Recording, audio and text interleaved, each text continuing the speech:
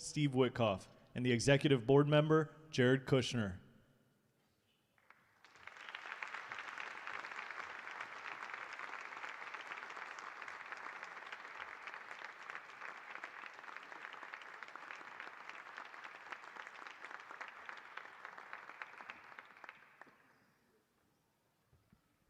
Ladies and gentlemen, please welcome the President of the United States, Donald J. Trump.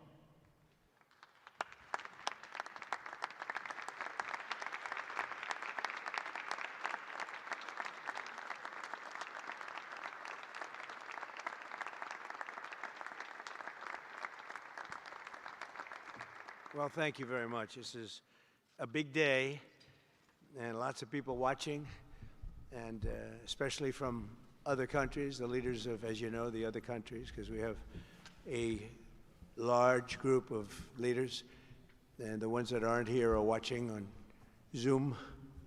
I hope they enjoy it. And the press, we appreciate it very much, so respectful. You've been so respectful of what we're doing. What we're doing is very simple, peace. It's called the Board of Peace, and it's all about an easy word to say, but a hard word to produce, peace.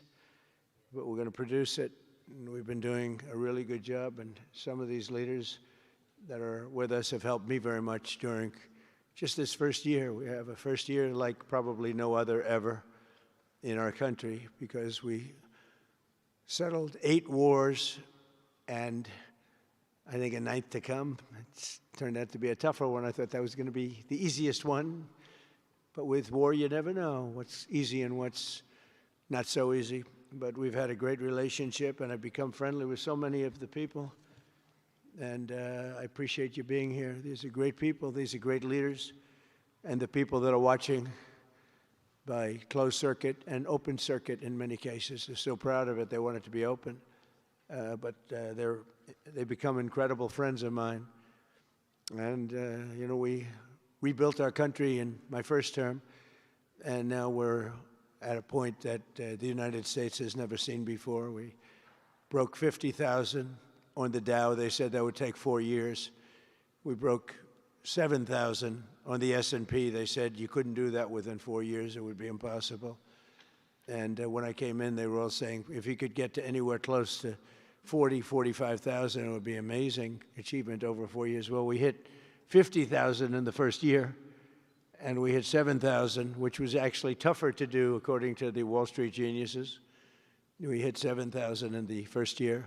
They said it could take 4 or 5 years. They'd be very happy. It would have been a great job. We did it in 1. But we're doing a great job. Board of Peace is one of the most important and consequential things I think that I'll be involved in. We've been involved in a lot, and really I've been involved in a lot with the people up here. We work together on ending wars with their country. Some of the wars were 32 years long, 32, 34, and a 37. That's a long time, and we ended it in about 2 days, each one of those. But we have some other work to do, and we're getting it done. Gaza is very complex. It's been amazing. I want to thank Steve and Jared for an amazing job. Marco's over there watching. Everybody's fantastic. And JD, what a job. They're all doing. It's a team. I think it's the best team ever assembled. And you see that by the results. So today is a tremendous honor to welcome you all to the United States Institute of Peace for the inaugural meeting of the Board of Peace. Very important. I believe it's the most consequential board, certainly in terms of power and in terms of prestige. There's never been anything close, because these are the greatest world leaders. Almost everybody's accepted, and the ones that haven't will be. Some are playing a little cute. It doesn't work. You can't play cute with me. But they're playing a little bit, but they're all joining, everybody. Most of them very immediately. A few that we really don't want because they're trouble. Take care of them. But this is the most prestigious board ever put together. You know, I've seen some great corporate boards. I've seen some great boards, period. It's peanuts compared to this board, because we have virtually every one is the head of a country other than Johnny, but he's the head of soccer, so that's not so bad, right, Johnny? I like your job the best, I think. And by the way, your World Cup has set every single ticket record in the history of soccer. In the history, nobody's ever seen anything like it. The sales are virtually complete. Nobody's ever seen anything, so congratulations. You made a good decision. We did it together. Thank you, Johnny. Great guy. So I want to thank the many leaders and dignitaries who have traveled great distances and lengths for the important gathering that we're at right now. This building was built for peace, and nobody knew what to name it. And then Marco named it after me. I had nothing to do with it. I swear I didn't. I swear. I had no idea. They said, there's a surprise coming. I didn't know that surprise. I thought they were going to give me a lot of money or something, maybe cash. Could always use some extra cash. But I came and they stopped the beautiful beast. I got out very safely, I'm sure, and looked up, and there it said, Donald J. Trump on the building. And when I say that had nothing to do, nobody believes it, and that's okay, but I appreciated it. That was Marco and JD and a group got together and they did that, and I just thought it was very nice. And it makes me work harder. We're going to have to work harder. We're going to have to make this building much more important. It's brand new.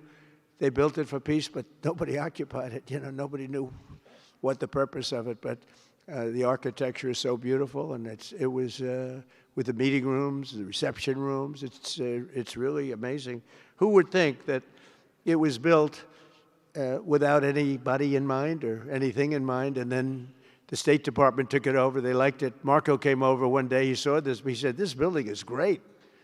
And he actually claimed it, right? He claimed it. And that's what he does. Where is Marco? I said, Marco, is that true? You claimed this building. You took it away from about 5 groups that wanted it. That was done very quickly, very methodically. But it was really, really built so beautifully in such a beautiful building. But we worked together to ensure the brighter future for the people of Gaza, the Middle East, and the entire world. I think that the Board of Peace, because it's mostly leaders and unbelievably respected people, but mostly leaders of Middle Eastern countries, countries from all over the world, and they've been very generous with money also. And the United States, which I'll say in a moment, is also very generous with money because there's nothing more important than peace. And there's nothing less expensive than peace. You know, when you go to wars, it costs you 100 times what it costs to make peace. We have a man at the end right there that's smiling because you learned that after 30 years of fighting, right? 30 years of fighting, we got it done. I want to thank you very much. That was a great thing you did, you and your new friend. They came to my office and they said, I've been fighting for 22 years. Now you're there for 23 years, right? But I've been fighting for 22 years. That's all I've done is fight this gentleman.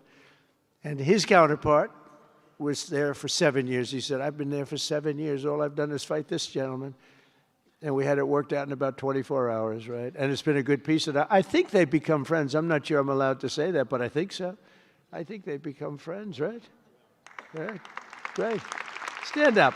Stand up. These are 2 tough cookies, too. You think that was easy? It wasn't easy. These are 2 tough people, good people, but tough people. But, you know, we're in the Oval Office, and we were getting near. But the one was at one side of the room. I have 2 chairs right in front of the desk, the beautiful, resolute desk. One's over here. One's on the other side of the room. I said, folks, could you get a little closer? Well, I don't know. They felt very uncomfortable. You know, they've been killing each other for 32 years. So I say, can you get a little closer?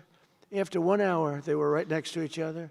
We made a deal. They hugged, they signed, and we had peace with 2 very important countries, and I'll never forget it. So they started off a little weak, and they ended up really strong, and you can be very proud of yourselves. It was a beautiful thing to see. Thank you. Look at that. Can you believe it? 32 years. Thank you. Thank you very much. But we're honored to be joined today by Prime Minister Rama of Albania, President, where is President Millet? You're another one, I'll tell you. Where is President Millet? I endorsed him.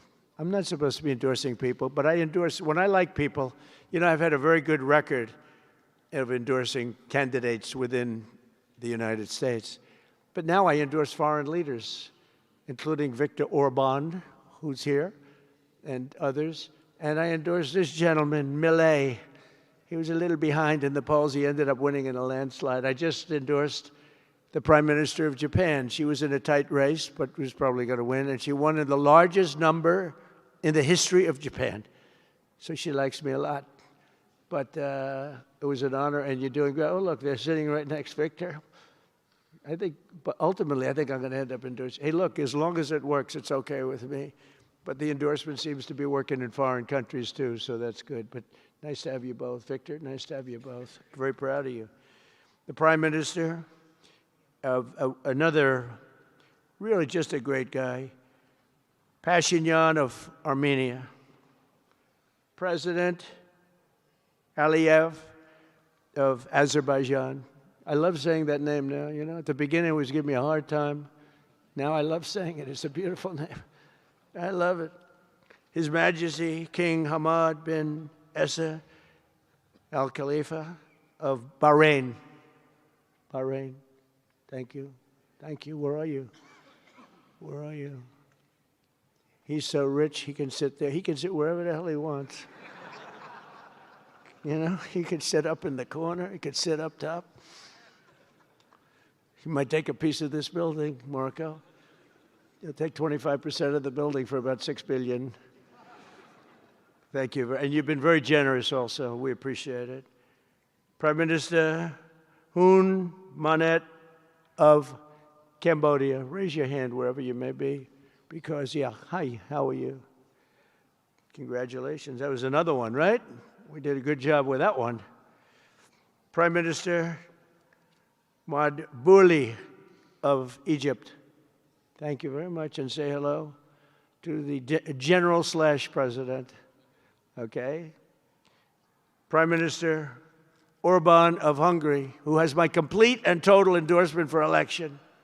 Not everybody in Europe loves that endorsement, but that's okay. He does an unbelievable job. He's done an incredible job on immigration, unlike some countries that have hurt themselves, but they're working on it.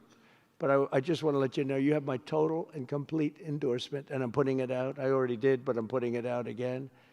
And you're coming up with an election, and I think you should be good. I'll tell you, Millet did pretty well. He was a little down, right? And then he ended up winning in a landslide, so that's pretty good. You're going to do great, Victor. Thank you very much for being here. Appreciate it. You run a great country. A man that I really like a lot is, he's definitely tough. I don't want to fight him.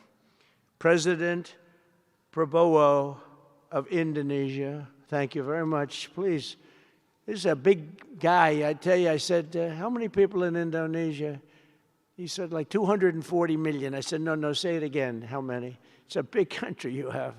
And you do a great job and respected by everybody. And thank you very much for being here. Thank you very much, Mr. President. President Tokayev of Kazakhstan, thank you very much. What a country that is.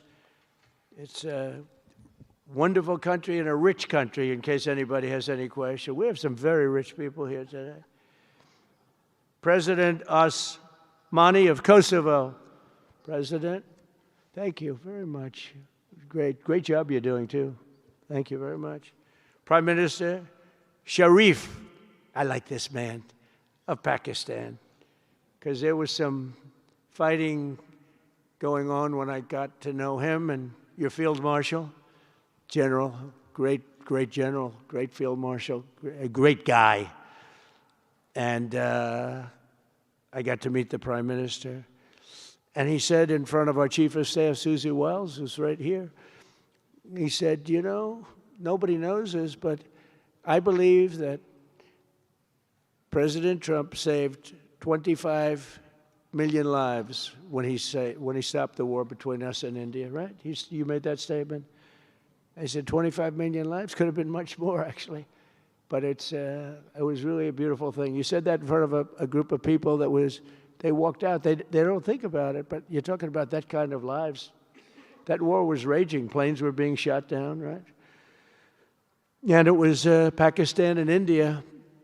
And I got on the phone with both of them, and I knew them a little bit. I knew Prime Minister Modi very well, actually. But I got to know Pakistan through a little trade. They were trying to make too good a deal, and I got a little upset with them. And in the end, they got what they wanted, right? And they made a good deal. And I got to like them, the Prime Minister, the Field Marshal, who's a tough man, a tough, good fighter, right? Good, serious fighter. I like good fighters, actually. And when I heard that they were fighting, I picked up a certain newspaper. I won't tell you which one, because it's fake news generally. But I picked up this newspaper, and I saw that Pakistan and India were really going at it. And then it got worse and worse, and many planes were shot down. It was all out. And I called them, and I said, listen, I'm not doing trade deals with you two guys if you don't settle this up. They said, no, that has both of them. They didn't want to do that. I said, no, it has to. If you don't do it, I'm not doing a trade deal. We're not doing a trade deal. And they do a lot of business with the United States, and they sort of softened up all of a sudden. And all of a sudden I read where there was a little bit of a pullback by one, then the other, and all of a sudden we worked out a deal, right? But I said, if you fight, I'm going to put 200% tariffs on each of your countries, which essentially makes you not allowed, you can't do any business. One of them, I won't say which one, said, no, can't do that. They both wanted to fight. But when it came to money, it's not like money. When it came to losing a lot of money, they said, I guess we don't want to fight. And we solved that deal in 2-3 days, right? And we did. We said, these are two very powerful nations. These are two nuclear nations. And I don't want to say what was going to happen, but, bad things happen. So, Prime Minister, I want to thank you, because that was a very big deal. People have no idea. A lot of them say, oh, well, they weren't fighting. They were fighting. 11 jets were shot down, very expensive jets. And they were all in. Both of them were all in, and now they're not. And I think we'll always be able to settle up with them. I really do. I think you're going to have, it's a lot of progress was made even in the relationship. And Prime Minister Modi also, he's a great man. He's a great guy. They're all great. But I was very proud of it. President Pena of Paraguay is here. President, thank you very much. Young, handsome guy. It's always nice to be young and handsome. Doesn't mean we have to like you. I don't like young, handsome men. Women, I like. Men, no, I don't have any interest. Good, that's right. Thank you very much. You're doing a great job, too. His Excellency Prime Minister Al-Thani of Qatar, just a great man, a great man and highly respected. And he's working with a man who is amazing. I always say he needs a public relations agency because you do so much good and they have you down as evil. And you're not evil. You help us so much and you're such a good ally. And I just want people to know that. And the Emir is incredible, smart, as smart as you can be, a great leader. And he cares so much for the people. And he cares so much for the Middle East. So I want to thank you very much and send my regards. Your country has been a great help. So, surprising to some of the people writing out there, but now they'll start changing their tune because it's true. I only tell the truth. Prime Minister Don of Romania, wonderful people. The Romanian people are fantastic people, like you're fantastic. And a lot of them come and work in this country and help us in this country, as you know, and it's they are just really, really solid people. President Mirziyoyev of Uzbekistan, who is where? There he is, and a friend of mine. He's got one of the most difficult names in history, but that's okay. It doesn't matter. Your country's doing great. You're doing great. And just no problems. Every time I see him, nope, we're doing good. No problems. And General Secretary To Lam of Vietnam. Vietnam is incredible. as a country and as a force, and it's an honor to have you, a really great honor to have you. A lot of respect for your country. We'll also want to express my gratitude to Vice President J.D. Vance, who is a fantastic man. He's a fantastic talent. He was a great student. He went to one school. He graduated. You know, most people, if you watch some of the people that were at the event in Munich, they didn't graduate quickly from college. They had everything they could do. There was one young, attractive woman. She was unable to answer questions. And she didn't do so well like J.D. did in college. J.D. graduated in a 4.5-year college in 2 years. And then he went to Yale and he graduated at the top of his class, went to the military grade. But when he went to Yale, there was one person that was marginally ahead of him, so he married her. Can you believe it? He married the person that was ahead. I don't know.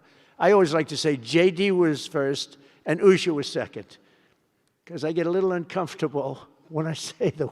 But he's been incredible. He's a brilliant guy and a great guy, and he's been my friend. All of our people, we have a fantastic group of people, our cabinet members, everybody, many of them here. But J.D.'s been great. Thank you very much. He gets a little bit tough on occasion. We've got to slow him down just a little bit on occasion. He says his mind. Now, then we have the opposite extreme. We have your friend sitting in the back. Your best friend sitting in the back is Marco. Marco does it with a velvet love, but it's a kill, right? The result is the same. They do it very differently. And Marco, you really did yourself proud 2 days ago in Munich. In fact, so proud that I almost terminated his employ because they were saying, why can't Trump do this? I do, but I say it differently. But Marco, don't do any better than you did, please. Because if you do, you're out of here. But no, I want my guys to do great. And the acclaim he's gotten and the acclaim J.D. gets is great. We have smart people.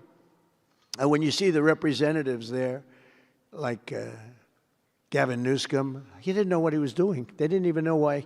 He didn't know why he was there. Or AOC, she was unable to answer a simple question. And she could have said, well, I'm studying it, and I'll report back to you next week. You know, you can get away with that. But she just went, it's actually, I think it could be a career-ending answer, because for 25 years, anybody running against her, I think Susie is going to use that little piece of stuff. It was not good. It was not good. That was not a natural. So I want to thank J.D. I want to thank Secretary of State Marco Rubio. They're extraordinary. I want to thank Special Envoy for Peace, Steve Witkoff, who has been unbelievable. You know, I took Steve because I was a developer in New York, really successful, actually much more successful than Steve, but I don't want to say that. I'm not going to say that, Johnny. I refuse to say it. But I saw something in Steve. Steve's a great negotiator. Everybody loved him. All these developers, and they're tough. You know, New York developers tend to be on the tough side. And, you know, most of them hate each other. Like a lot of the people in this room hate each other. You know, it's sort of natural, I guess. But we're bringing love back into the room like the old days. But everybody loves Steve. Every developer, the worst, most evil people, horrible human beings, actually. And they love Steve. So I remember this, and we had some conflicts, to put it mildly, in the world. And I said, Steve, how would you like to be Henry Kissinger Jr. that doesn't leak? And he said, are you a leaker, Steve? No. He didn't even know what the word meant, and it's true. I always say Henry Kissinger, who was one of the great leakers of all time, by the way, Richard Nixon said to him, Henry, who's leaking all this stuff? I don't know, Mr. President. It was Henry. It was like, these are little stories I like telling you. But Steve has been unbelievable. Everybody likes him. Ukraine loves him. Europe loves him. Russia loves him. I mean, there's nothing wrong with this. He goes to see President Putin. Didn't know Putin. I set him up a meeting to see. I said, how's Steve doing? Sir, he's still inside. Oh, that was an hour. I called back. Tell Steve to call me when he's finished. I want to find out what the hell is going on. We want to end that war. Sir, he's still inside. 3 hours, 4 hours. They were together for 4 hours, the first meeting. That's talent. And they get along. I mean, people like or don't like Putin or Zelensky. They get along. Same thing with Zelensky. I mean, they all love Steve, and Steve's doing a great job. That's a tough one. That's a much tougher one. I would have thought that some of the ones that we settled that are up here would have been, I thought this would be easy because I have a very good relationship with President Putin. I have a very good relationship with President Xi. I'm going to be going to China in April. That's going to be a wild one. I said, but we have to put on the biggest display you've ever had in the history of China. You know, last time I went to China, President Xi, he treated me so well. He gave me a display. I never saw so many soldiers all the same height, exactly the same height within a quarter of an inch. You can do that when you have 1.4 billion people. You know, lots of shoulders. Everybody was within about 1/8 of an inch the same height. I said, if they put their helmets down, you could have played pool on the top of their heads. And it was pretty amazing. But I said, you got to top it. He said, I'll top it. We're going to top it. We're going to have a lot of the people, most of the fake news back there is going to be going. So we have, Steve has done a great job. And then a little bit later on, we brought Jared in. Jared was responsible for the Abraham Accords, which is incredible. Nobody else could have done that. A very smart guy. And we're making Jared an envoy also, envoy of peace. They're both envoys of peace. And you couldn't get two. I tell you what, I watch these two guys. I say, at least we're covered from an IQ standpoint. These two guys walk into a room. And, but people like them both, you know. They're good people. And they like them both. And they've had some very good meetings. They've had some very interesting meetings having to do with, as you know, Iran is a hot spot right now. And they're meeting. And they have a good relationship with the representatives of Iran. And, you know, good talks are being had. It's proven to be, over the years, not easy to make a meaningful deal with Iran. We have to make a meaningful deal. Otherwise, bad things happen. But we have to make a meaningful deal. But they have a great relationship with the representatives of Iran. They have a great relationship with the other one that they're really working on now. Because so many of these, I mean, as an example, Kosovo, Serbia. I did that one. Could you stand up, if any of you guys are, when you're here, just stand up for a second. Kosovo, Serbia. Stand up. What a job. Thank you very much. We appreciate it. So good. And you're getting along. And when you don't get along, you'll call me, and we'll get it solved, right? We'll get it solved.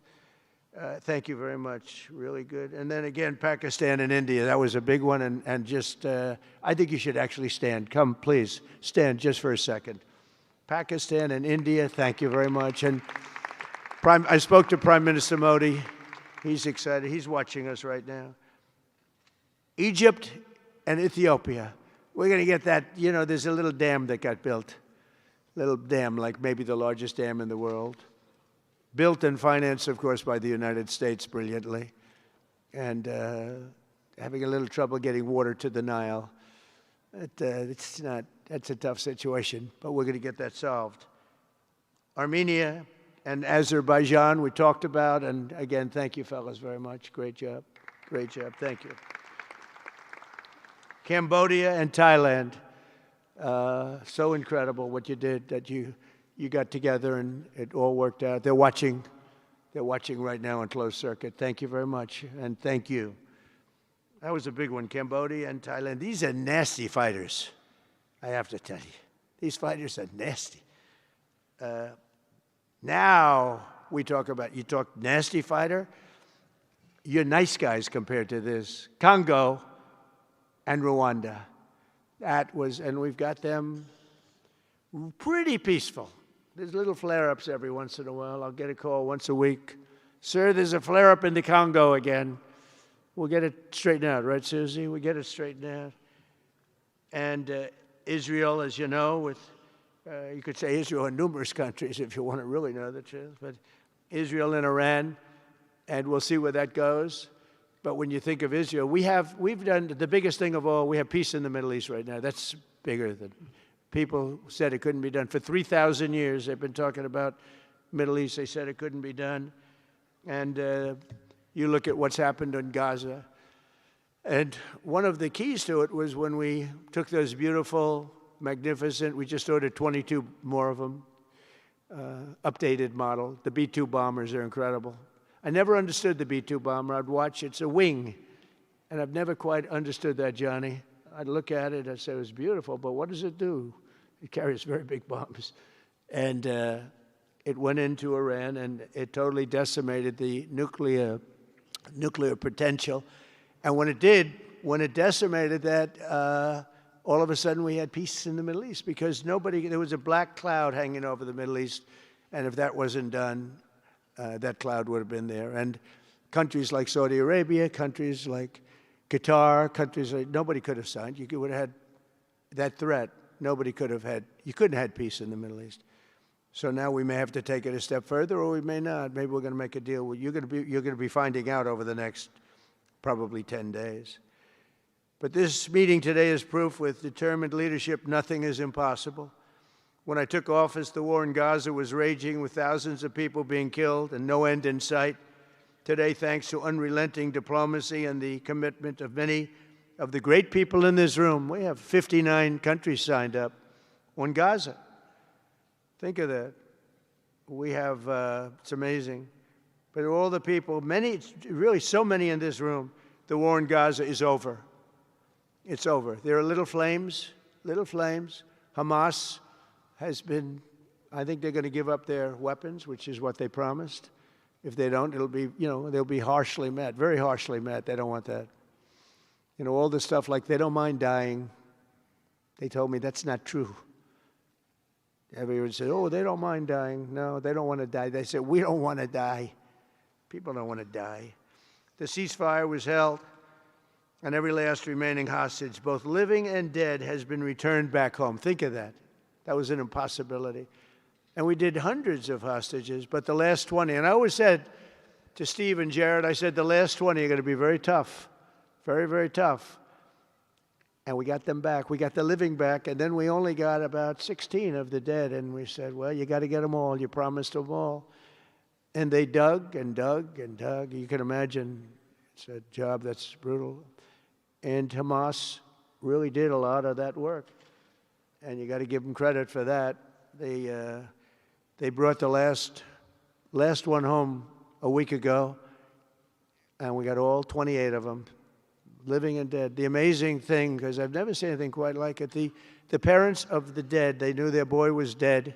This case, boys, all boys, men, but to the parents' boys. They knew their boy was dead. They wanted that dead body as much as if he were alive. And when they got them back, there was great sadness, but there was great joy, too. They wanted it as much as the people that got their sons back alive. But we got a lot of people before those 20, Steve, what nobody talks about. But, hundreds of people. We did a good job, and you guys did a fantastic job. I want to thank every nation that helped us achieve this monumental breakthrough, saving countless lives, and really bringing peace and bringing the concept of peace, because nobody thought peace in the Middle East. I've always heard peace in the Middle East is impossible, and it's turned out not to be. And we do have some work to do with Iran. They can't have a nuclear weapon. It's very simple. You can't have peace in the Middle East if they have a nuclear weapon. And they can't have a nuclear weapon, and they've been told that very strongly. Since the hard-won ceasefire of last October, the United States and our partners have facilitated the delivery of vast amounts of humanitarian aid, numbers that nobody's ever seen before. In November, the United Nations Security Council unanimously approved the Board of Peace. And last month in Davos, we welcomed over 24 members to this very important new organization. And we are very closely working with the United Nations. In fact, I'm going to speak to the Secretary General in a little while. He's a good man. And I've had a good relationship. Other than in my last speech, they did turn off my teleprompter. I got up there. My teleprompter didn't work. I'm sitting in front of all of you people and more. I had no teleprompter. I knew I was in trouble because I'm walking up. The teleprompters are over here. I had the most beautiful speech ready. I was all set to knock them dead. First, I had an escalator that stopped. You know that. It's going up. Boom. It's lucky my movie star first lady was in front of me, because I put my hand on a certain part of her body, and I was able to stop my fall. Otherwise, because she had no trouble, I said, boy, that was a very sharp stop, Johnny. So I said, that was strange. I've been on a lot of escalators. It's never happened before. Usually it stops very slowly. This was just boom.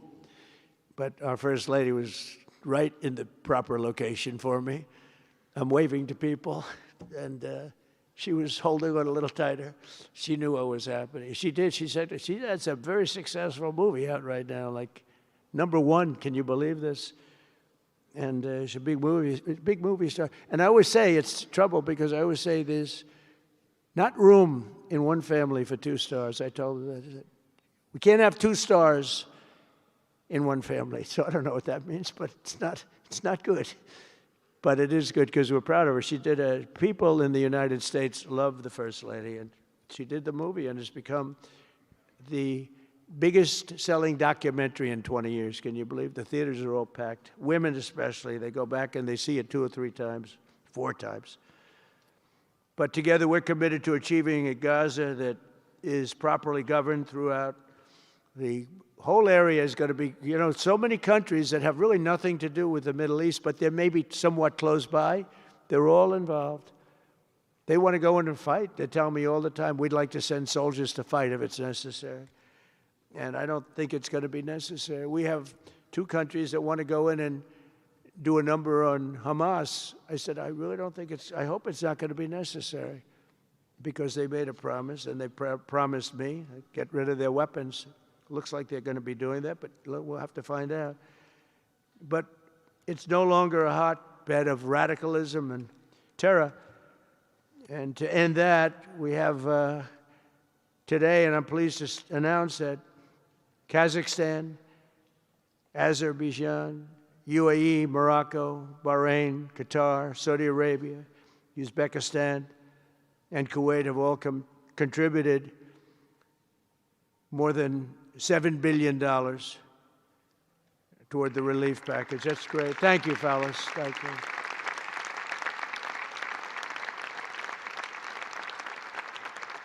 And many more are contributing too. So the numbers are, this just started. This is our first meeting. But every dollar spent is an investment in stability and the hope of new and harmonious. It's a region that's so important. It's so vibrant. It's so incredible. The people are so incredible, but we want to have a harmonious Middle East. The Middle East is amazing. So many friends in the Middle East. They're so smart. Sometimes they're too energetic. That's the, a lot of people aren't energetic. Sometimes they're a little bit too energetic. These are great people. The world is now waiting on Hamas, and that's taking place. And it's the only thing that's right now standing in the way. We have Lebanon with certain things that we're working on that are very important. We have to solve the problem of Lebanon, but it's relatively small in terms of what's been done. And again, the key was getting rid of the nuclear potential, because Iran would have had a nuclear weapon based on everything we found out since within 1 month. We can't let that happen. So many of our friends in Europe are attending today, and we're eager to have them become full members. They all want to become full members, and we've had a great response from Europe. And Europe is, it's where I come from, where so many people come from that are in the United States. But we have a great relationship with Europe. We have a great head of NATO. He is a fantastic man, and he's doing a great job, really great job. I'm excited to announce that Norway has agreed to host an event bringing together the Board of Peace.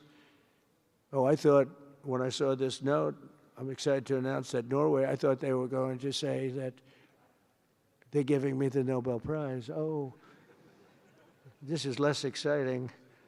Oh, it says, I'm excited to announce that Norway, and I'm saying, oh, great, I'm getting the Nobel Prize, finally. Finally, they got it right. But I don't care. I don't care about Nobel Prize. I care about saving lives, just so you understand. We play and we all, do what we have to do. I only have one thing. I don't want to see people killed from parts of the world that are very far away from the United States. And if I have an ability to turn off wars, I want to use that ability, because it's people, millions of people. It's like the Prime Minister said, 25 million people maybe. And that's a small number compared to what it could have been if you really think about it, right? No, I want to save lives, and I don't care about prizes. And the UN Office for Coordination of Humanitarian Assistance is raising $2 billion for the support of Gaza.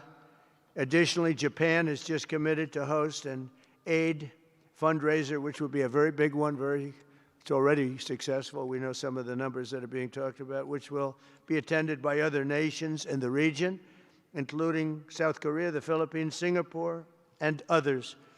And I know that China is going to be involved, and I think Russia is going to be involved. I think they will be. I want to have everybody, get all sides, because it doesn't help when you have all sides with one ideology. You have to have everybody together for this. I'm also pleased to announce that FIFA will be helping to raise a total of $75 million for projects in Gaza. And I think they're soccer related, where you're doing fields and you're getting the greatest stars in the world to go there. People that are bigger stars than you and I, Johnny. I hate to say it. You know, I met one of your great stars who came to the White House, as you know. And my son was very excited. These are great people. These are great people. And Johnny's going to bring the stars to the area. And they're really known. People in Gaza know every one of them, right? You know? So it's really something. And we'll soon be detailing the announcement. And if I can do, I'll get over there with you. I want to thank Johnny and FIFA for all of the wonderful things they did and are doing. They gave me their first Peace Prize. They gave me a Peace Prize. I think they saw that I got screwed by Norway, and they said, let's give him a Peace Prize. I mean, very good. Thank you, Johnny. I appreciate it. Johnny's very smart. He's very, very smart. The nations represented here today, just in closing, are not just contributing money. Some are also pledging personnel to help preserve the ceasefire and secure a very enduring peace. We have to have enduring peace. Having peace, knowing it's going to blow up in 2 weeks doesn't mean anything. In particular, Indonesia, thank you very much. Indonesia. It's a great country. Thank you very much. Look at that man. Look how tough he is. You think it's easy dealing with him? Look at that face. You are a tough cookie. And we say it lovingly, too. We need strength. You say, see, he doesn't mind. He's tough and he's smart. And smart is more important. Morocco, thank you very much. Great. What you're doing is great.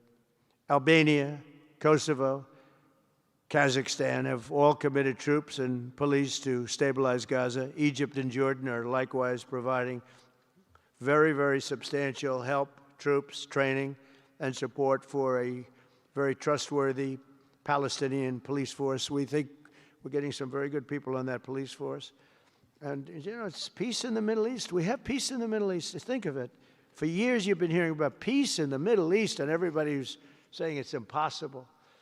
All of these countries are working together around the vision of a Middle East that is free from the curse of extremism and terror. And now is time. And by the way, even people with extremism and preaching extremism, they're exhausted. They're tired. It's been going on for too many years. I don't care who you are. They're tired. They want peace. And now is the time for Iran to join us on a path that will complete what we're doing. And if they join us, that'll be great. If they don't join us, that'll be great too. But it'll be a very different path. They cannot continue to threaten the stability of the entire region, and they must make a deal. Or if that doesn't happen, I maybe can understand. If it doesn't happen, it doesn't happen. But bad things will happen if it doesn't. With the commitments announced today, the Board of Peace is proving that it does not just convene countries. It devises and implements, and real solutions happen. We've come up with solutions. This is so little talk. This is very little talk, all action. First time, it was always talk in the Middle East. People would talk about peace in the Middle East, and then they'd go home and they'd never even think about it again. Nothing would happen. We're providing a model for how responsible sovereign nations can cooperate to take responsibility for confronting problems in their own regions. The Board of Peace is showing how a better future can be built, starting right here in this room. And I want to let you know that the United States is going to make a contribution of $10 billion to the Board of Peace. Thank you.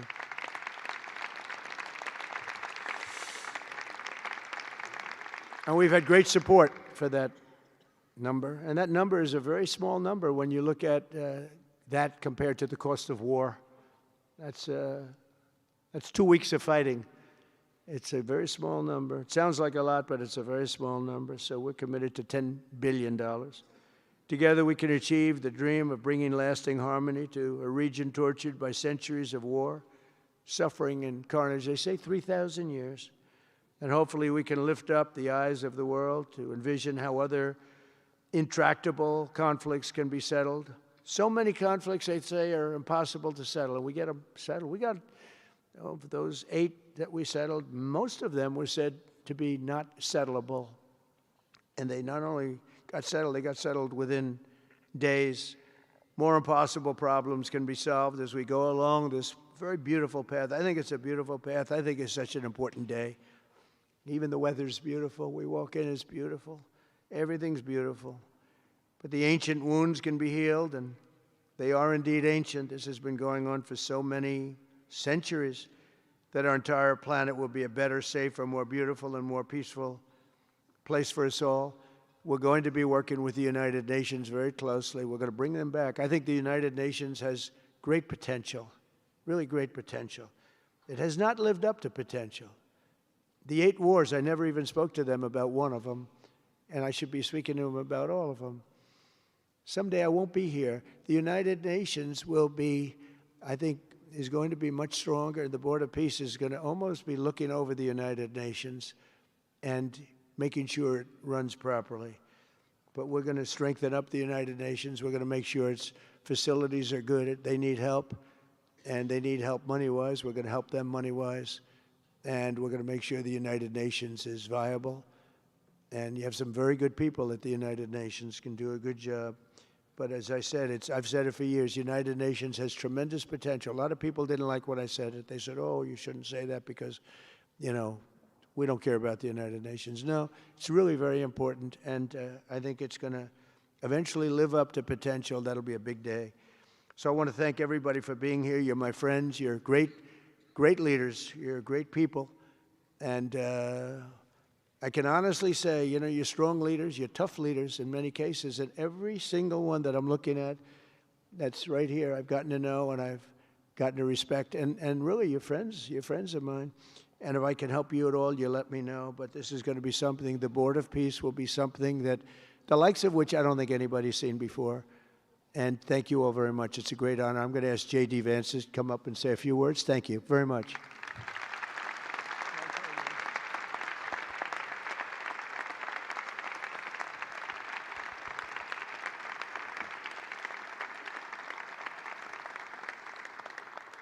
Well, thank you, Mr. President, very much for your leadership, but also for the kind words about me personally. I knew exactly what I wanted to say, but then after the President said that I was so smart and that I didn't want to repeat our Congresswoman who froze for 20 seconds over in Munich, now I'm tempted, sir, just to freeze for 20 seconds and just stare at the cameras, and maybe they'll say nice things about me like they do about Congresswoman Cortez. But I have 3 very brief messages. First of all, to the President of the United States, but to the entire team, to Marco, to Steve, to Jared in particular, who've done such an incredible job. I think what this Board of Peace represents is a recognition that if you actually have a President of the United States and a team that's committed to diplomacy, it can actually work. When I look at what happened to Israel on October the 7th, all those innocent people who were murdered, the fact that you had all of these hostages, and of course, a terrible war that came from it, I remember thinking to myself, how is it ever going to be possible to get these hostages home safely, to make it possible for the people of Gaza to actually have a reasonable future, but also to ensure that Israel is never attacked again? It turns out the answer was you just needed a president who was committed to the effort and committed to the work, and that's what we had, thankfully, under the leadership of this president. And you got to make peace, but then you have to make the peace stick. And that brings me to my second point. That's what the Board of Peace, I think, is fundamentally about, is making the peace stick. And it's an incredible thing that you guys have all done. So to all of the leaders, gather here today, who are investing in the future, who are investing in peace. We're grateful to you. We're grateful for your partnership. And in particular, I think to the President of Azerbaijan and the Prime Minister of Armenia, who I just saw last week, thank you all for making it possible and for showing what real leadership can accomplish. When you set aside weapons and killing and destruction and invest in your people and invest in prosperity, it can create great things. So thank you both for what you did. I think it showed great leadership.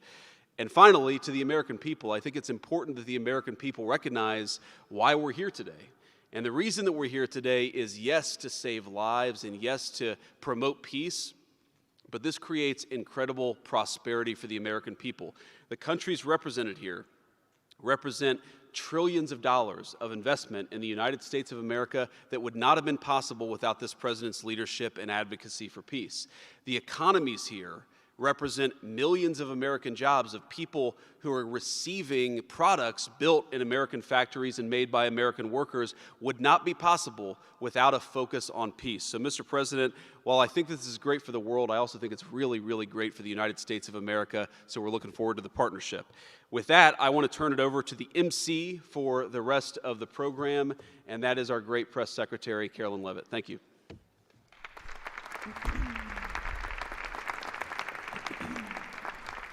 Well, congratulations, Mr. President and Mr. Vice President, for convening the first ever Board of Peace meeting, and we will now hear from our Secretary of State, Marco Rubio.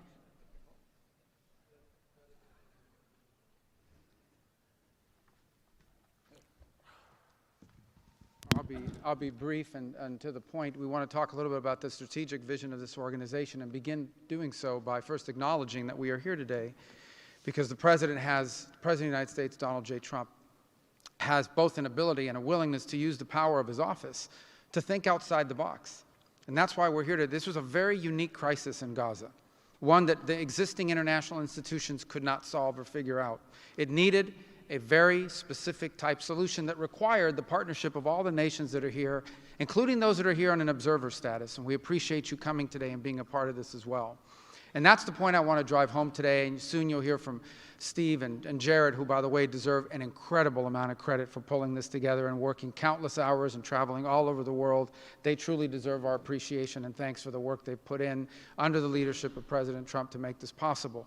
This Gaza situation was impossible to solve under orthodoxy, under existing structures. And so what we did is they went to the UN, and they got the UN's approval to put this group together and bring these nations together to come up with a very specific solutions to a very unique and specific problem. We have a long ways to go. There's a lot of work that remains. It will require the contribution of every nation state represented here today, and we thank you for being a part of it. And we hope that this can serve as a model for other complex and difficult situations so they can be solved in the same way. But right now the focus is on this one. We have to get this right. There is no plan B for Gaza. Plan B is going back to war. No one here wants that. Plan A, the only path forward, is one that rebuilds Gaza in a way of enduring and sustainable peace where everyone can live there side by side with one another and never worry again about returning to conflict, to war, to human suffering, and to destruction.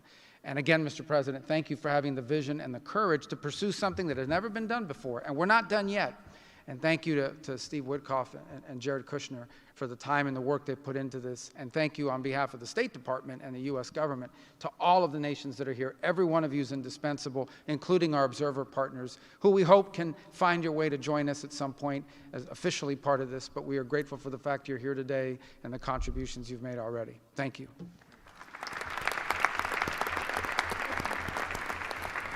Thank you, Marco. We will now hear from our Special Envoy, Steve Witkoff.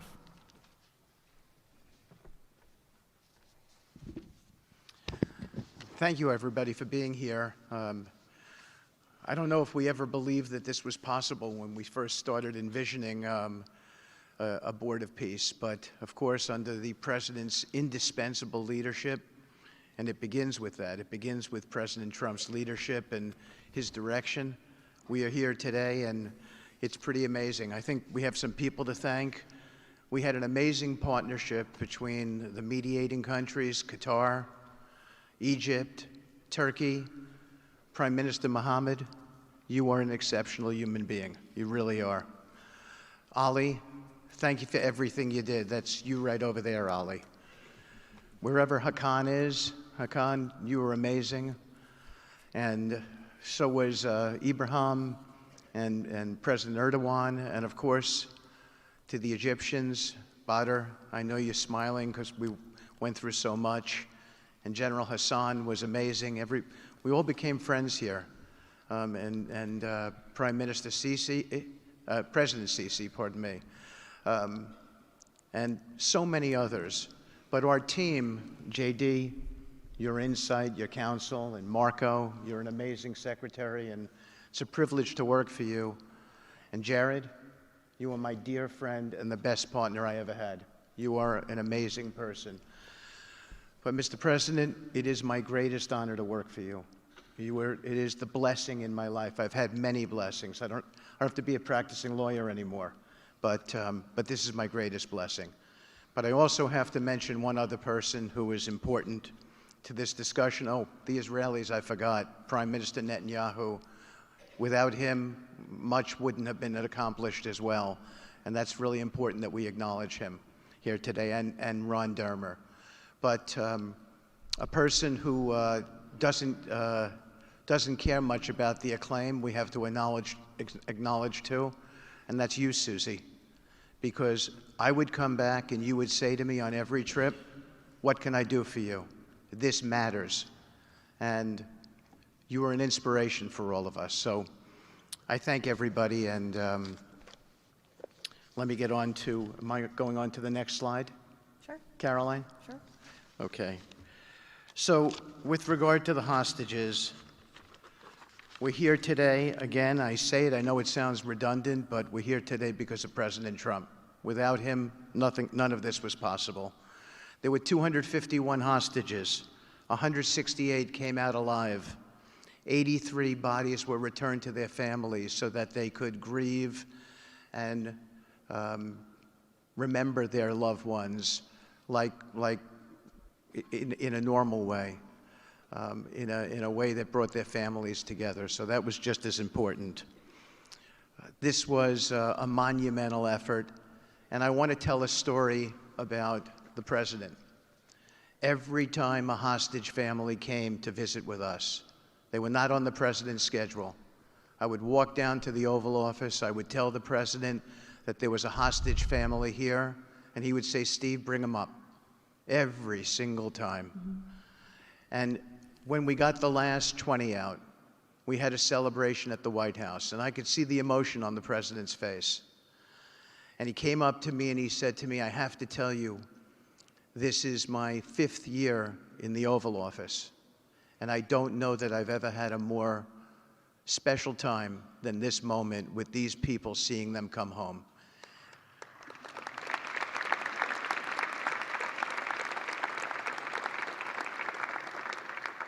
And I said to the President, you have to look around because none of them would be home without you, sir. None of them. So I only want to tell you, Mr. President, you gave me my greatest honor to work on this, on this effort, and I thank you.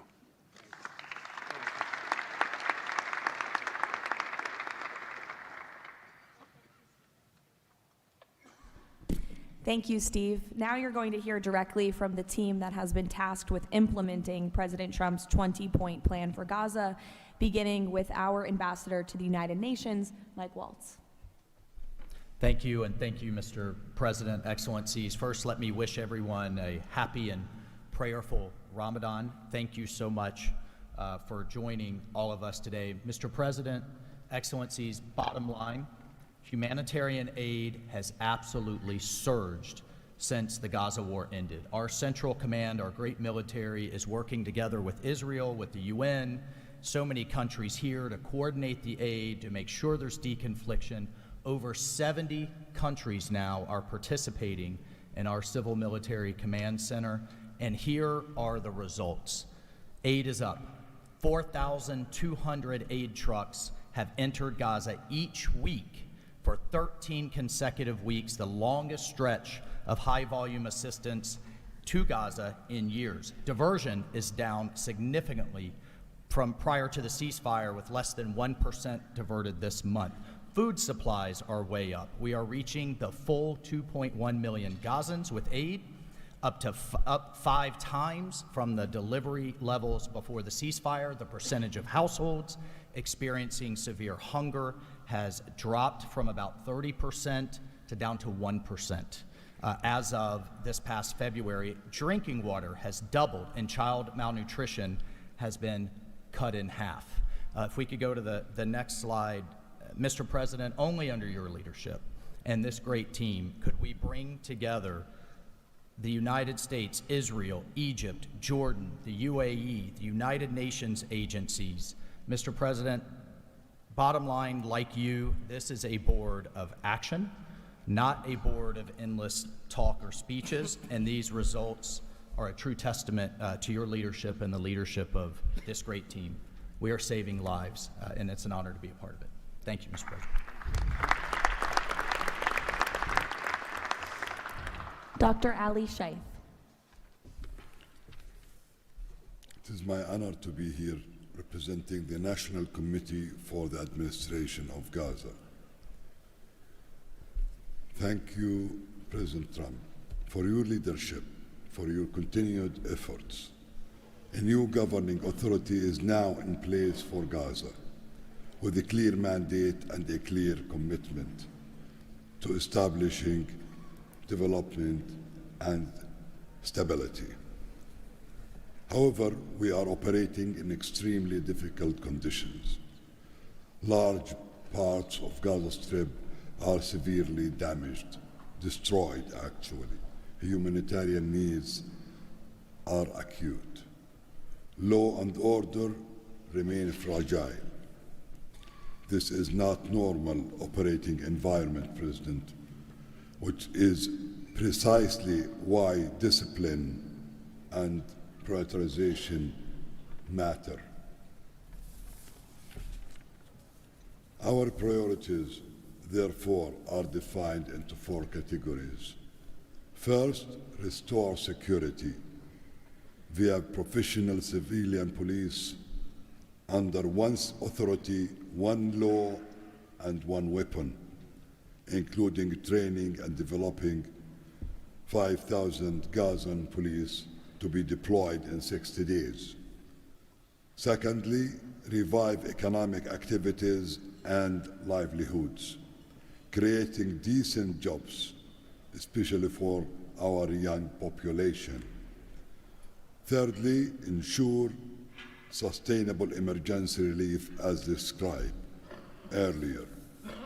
Fourthly, restore basic services including electricity, water, health, and education. And last but not least is access and movement. Our mandate is simple, President. Step by step to build the foundation for lasting peace, dignity, and prosperity for the people of Gaza. And this is where we count on your continued leadership and support. Blessed the peacemaker. Thank you.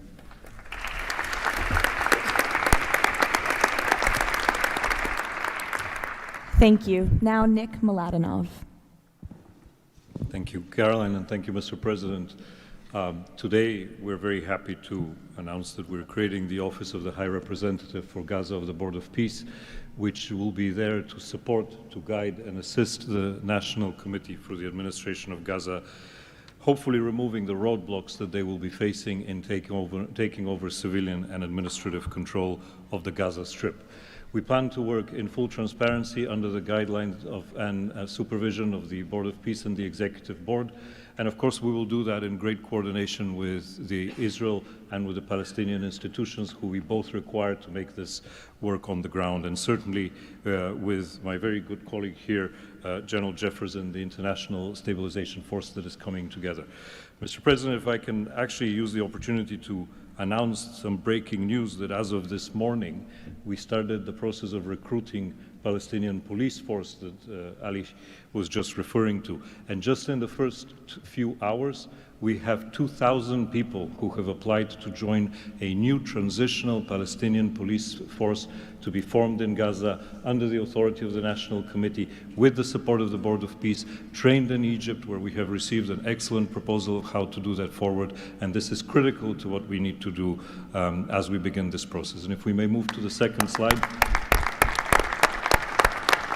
It is this Palestinian security force under the authority of the National Committee for the Transition Period that will allow us to ensure that all factions in Gaza are dismantled and all weapons are put under the control of one civilian authority. The only way to do that is the full implementation of the 20-point plan and the UN Security Council resolution, which binds us all to make sure that that is the way forward. We have now a fully agreed framework with the mediators on how to do this, and I thank very much the state of Qatar, Egypt, and Turkey for their excellent support in this. We now need to move forward on communicating it and negotiating the details of the implementation plan with the factions on the ground. But rest assured to all of you that we're on the right track, and if I can ask one thing of all of us, is to make sure that we have one message. There is no other option except the full demilitarization and decommissioning of all weapons in Gaza for reconstruction to begin and for people to have a new way of life going forward. Thank you.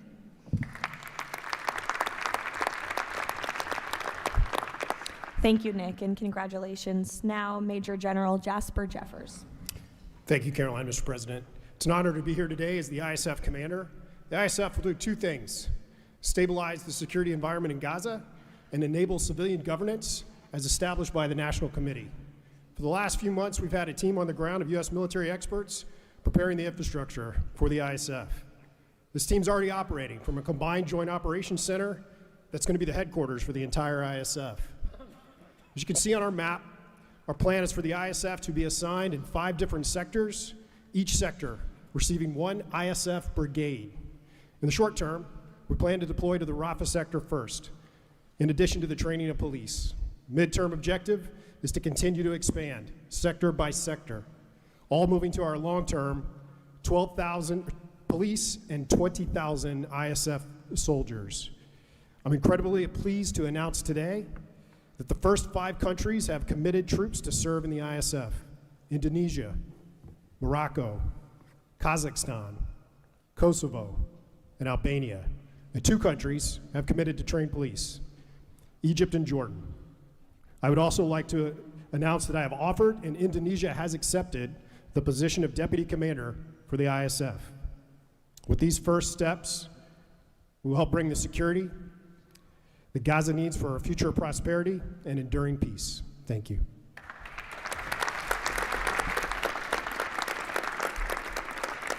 Thank you, Major General. Mr. Tony Blair. For decades, Gaza's governance has been characterized by extremism, corruption, ineffective institutions, and the complete absence of a route to prosperity for the Gazan people. Yet, as President Trump recognized, its potential has always been vast.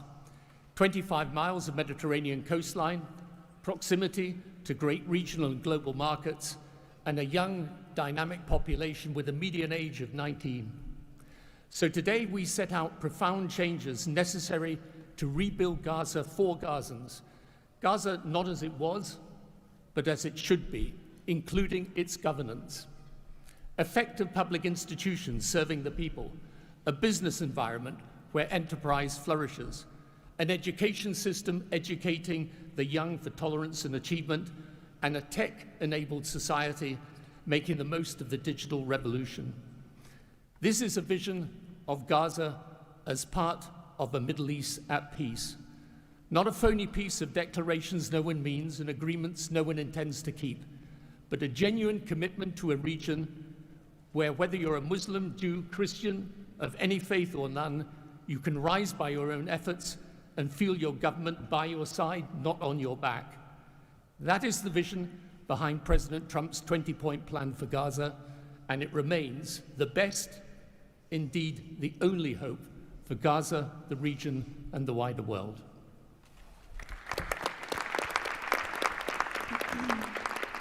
Thank you. Mr. Yakir Gabay. Hello, everybody. Thank you, Mr. President. Gaza is destroyed. We assembled here on this historic day with common vision to rebuild Gaza for the next generations. Our mission is to recycle and remove 70 million tons of rubble and UXO and hundreds of miles of tunnels, arrange for the population fast temporary housing, in parallel to start construction of infrastructure and permanent housing. We have a detailed master plan for housing and infrastructure of modern schools and hospitals, manufacturing and agriculture, roads and trains, water and energy plants, logistic hubs, telecom, tech and data centers, sports and leisure facilities, seaport and airport, and much more. We lined up many regional contractors who build housing for millions of people in the Middle East. They will join the massive redevelopment with competitive pricing. The funding is ready and will be invested in a free economy. The local population will build their own cities, which will create hundreds of thousands of jobs and will revive the economy. The Gaza coastline is 26 miles long. It can be developed as a new Mediterranean Riviera with 200 hotels and potential islands. The value goes to the Gazans through the Gaza Sovereign Fund. This plan is all subject to a full disarmament of Hamas. Thank you very much. Together we will make this vision into a reality.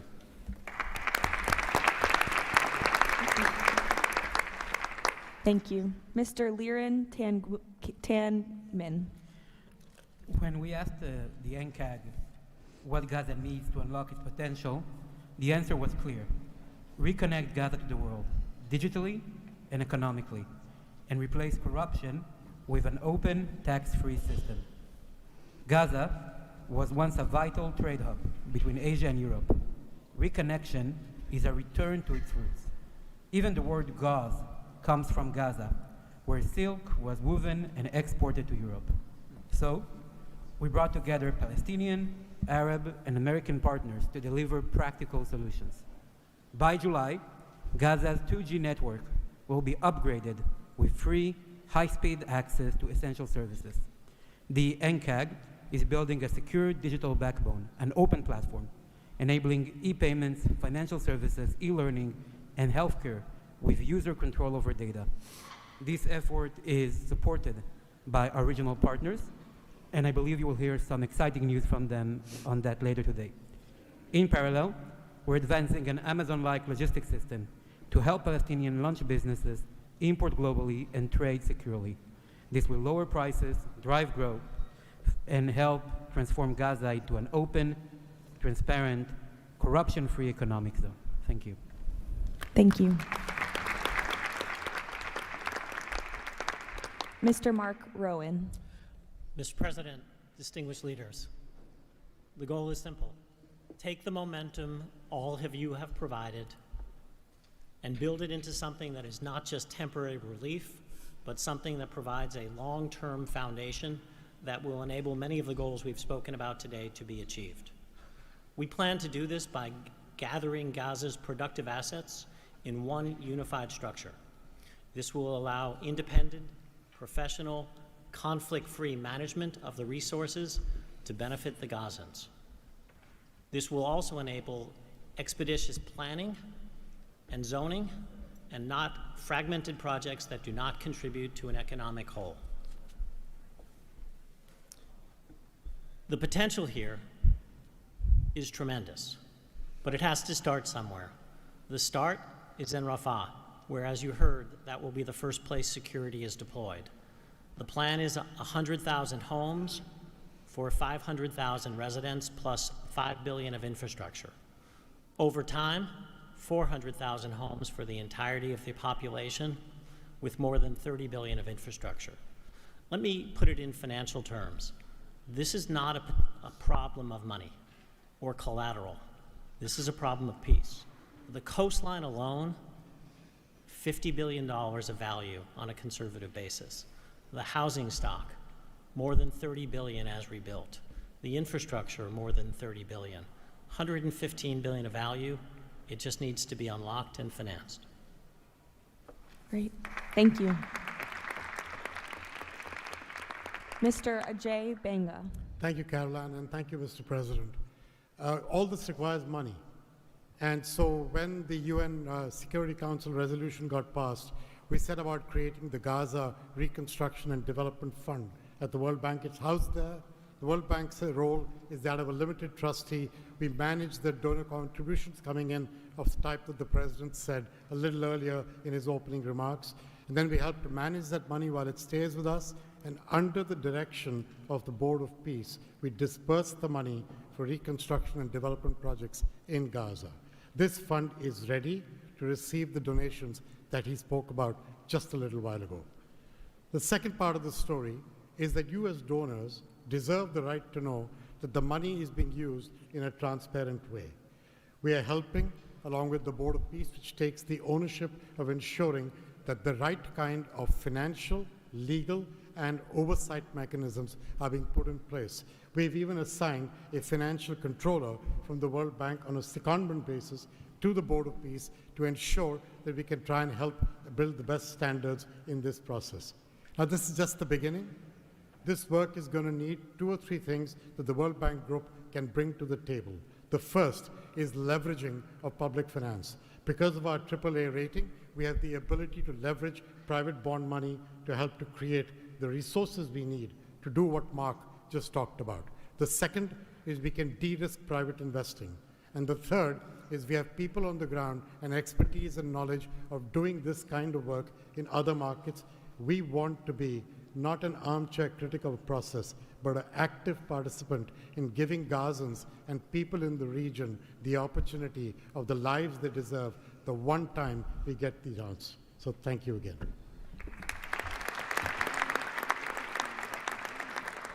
Thank you all for your tremendous work. Before we turn it over to many of the distinguished leaders who are here today, we are going to hear from Mr. Kushner to talk about the future of the Board of Peace. Thank you, Caroline, and thank you, Mr. President, Mr. Vice President, Secretary Rubio. We cannot change the past, but I think that what you're seeing today is that we can potentially change the future if we focus and do this in the right way. We tried to structure this meeting like a proper board meeting, like we do in the private sector, where we have all the preparation, we get the right people together, and we really report on what our challenges are, what the opportunities are, and what are the approaches. What you've seen today is just a small sample of the work that's been done, and I really want to thank the entire team that's worked so hard at this. A lot of these people are volunteers. They're doing this not for any personal gain. People are not personally profiting from this. They are really doing this for their children and for their grandchildren and because they want to see peace. One small anecdote is Liran said to me, "Are you sure I should be presenting? I'm a Jewish Israeli and I'm working on Gaza and all these things." And I said, "That's exactly why you should be presenting today." If Jews and Muslims work together, Israelis and Palestinians with Americans and English and Bulgarian and people from all around the world, then we can kind of join on a common goal, which is peace and togetherness, and that's really what we've done. I want to thank President Trump. I remember working with you on your first foreign policy speech in 2016 that you gave at the Mayflower Hotel, and at the time, those ideas were considered to be very, very radical.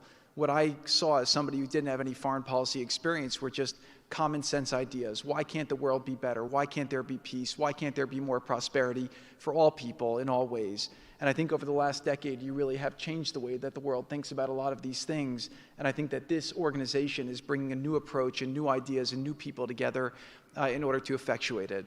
I'd really like to thank all the countries that joined on very early. I see this as a very self-selecting group of countries that really believe that the future can be different and wanted to join in partnership and put their reputations and their resources and their time and their ideas on the way to say, these are the challenges we're putting into that we're solving in our own countries. We want to come with new ideas because we've achieved success and we believe that the world can be better in that regard. So I don't have to go through these slides in great detail, but we've secured today, even without the President's amazing commitment, over $7 billion. As Mark said, we don't really have a resource issue here, although we are going to need everyone's support. We just need to be executing and doing this in a good way. We've dealt with the humanitarian issue. We've returned the hostages. But the one final thing I just want to talk about as well from our perspective is that the President Trump in his heart wanted to get the hostages home, but he also really wanted to help the people of Gaza. He saw the suffering that they were enduring, not through fault of their own, because of the bad leadership that they had, the situation they were born into, The war was a horrific, horrific situation. And I think through this process, thanks to Ali and the committee, we are now here to fully support the committee. We are here to help the people of Gaza, to lift them up and give them every opportunity to succeed. And we really see this as a partnership with them and with the Israelis to see if we can create an environment that can be peaceful, that can be functional, that can offer people the opportunity to really live a better life. And I think you've seen some of the work today, and hopefully we'll be successful. Like I said, the last one, failure is not an option, and we have to really push forward and keep finding ways to succeed with this. So really thank you, President Trump, Vice President Vance, and Secretary Rubio, and obviously Steve, who's been, like he said about me, I feel just about him. Working through all these challenges has been an absolute honor and a pleasure with you, and I've really been very lucky to have your partnership. So really thank you all, and I'll give back to Caroline. Thank you. Thank you, Jared. The war Hamas began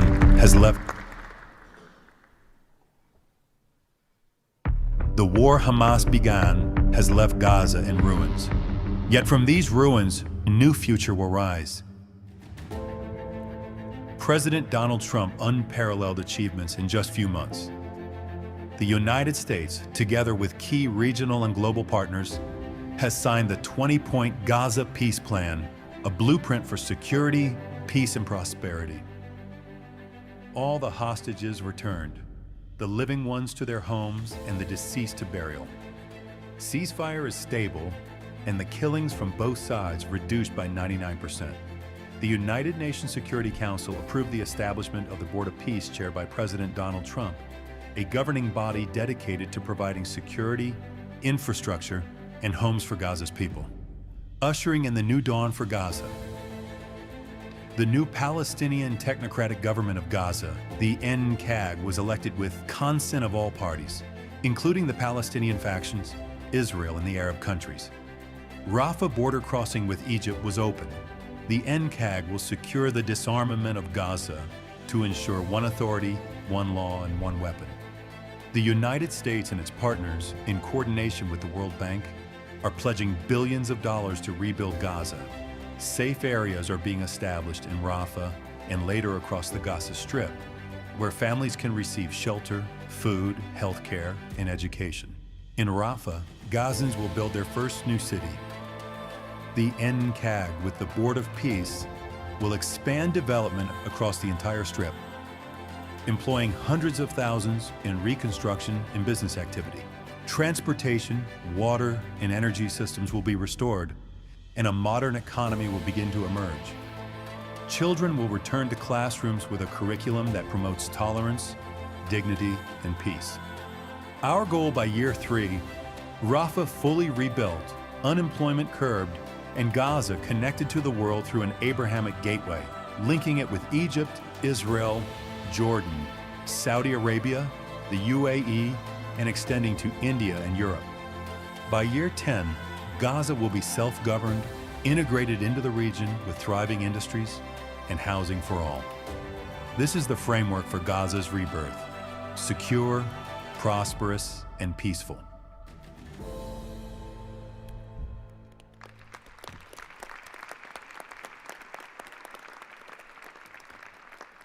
It's amazing. Now we will hear from our distinguished leaders who are here today, beginning with the King of the Kingdom of Bahrain. You're welcome. President Trump, distinguished members of the Board of Peace, it is an honor to participate in this inaugural meeting of board convened by President Donald Trump. I take this opportunity to extend my heartfelt congratulations on this worthy and timely initiative. The meeting comes during the holy month of Ramadan, where we will pray to Almighty God that our endeavors will bring peace, security, prosperity to the world. As a founding member of the Board of Peace, the Kingdom of Bahrain recognizes and endorses the tremendous potential of this body, the extraordinary drive of its chairman, and his sincere efforts to unify nations in our common objectives. of fostering and enduring peace for the Middle East. We greatly appreciate President Trump's initiative in presenting the Gaza peace plan and establishing this board as a vital platform for dialogue, action, and delivery.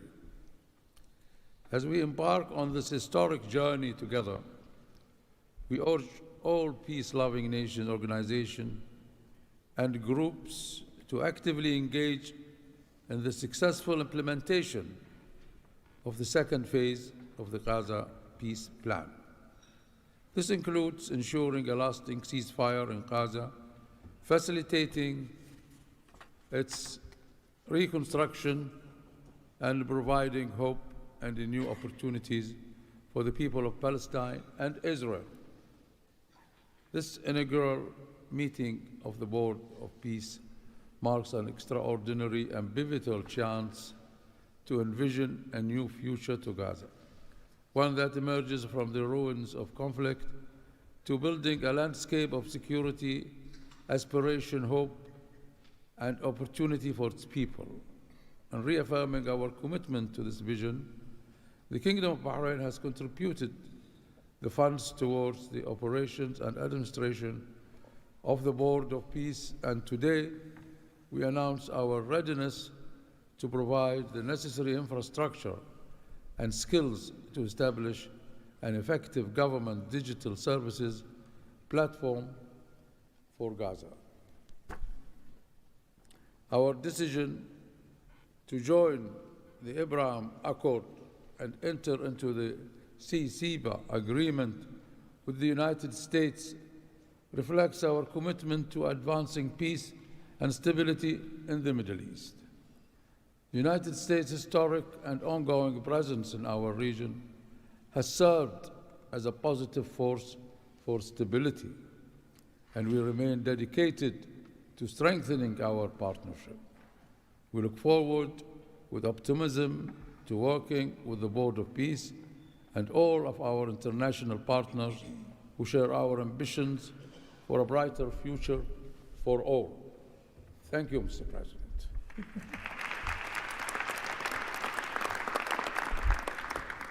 Next, the President of the Republic of Kazakhstan. Dear Mr. President, ladies and gentlemen, our meeting here at the Donald Trump U.S. Institute of Peace comes at a moment when decisive and pragmatic actions matter most.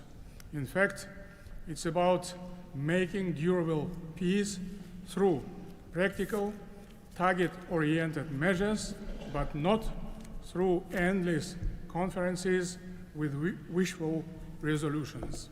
Mr. President, your clear vision and far-sighted approach to promoting global peace and stability has inspired my country to join the Board of Peace. The Board of Peace is widely expected to respond directly to new realities by reinforcing existing multilateral efforts. The world has never seen a move like this. It is absolutely unprecedented because, in essence, peace through construction is a very innovative concept or project, and it has every chance to become a reality by our joint efforts. Therefore, Mr. President, I acknowledge and accept your conviction that lasting peace must be built on concrete actions. As our first step, we are ready to contribute a significant amount of cash finance directly to the Board of Peace without any delay. Kazakhstan is also keen to be part of the restoration and construction process through international companies with strong credentials. The program, mostly funded by our government, may include the construction of infrastructure, housing, residential complexes, schools, hospitals, and other important civilian facilities, as well as the rubble clearance. We pledge to fully accomplish our financial commitment toward the board.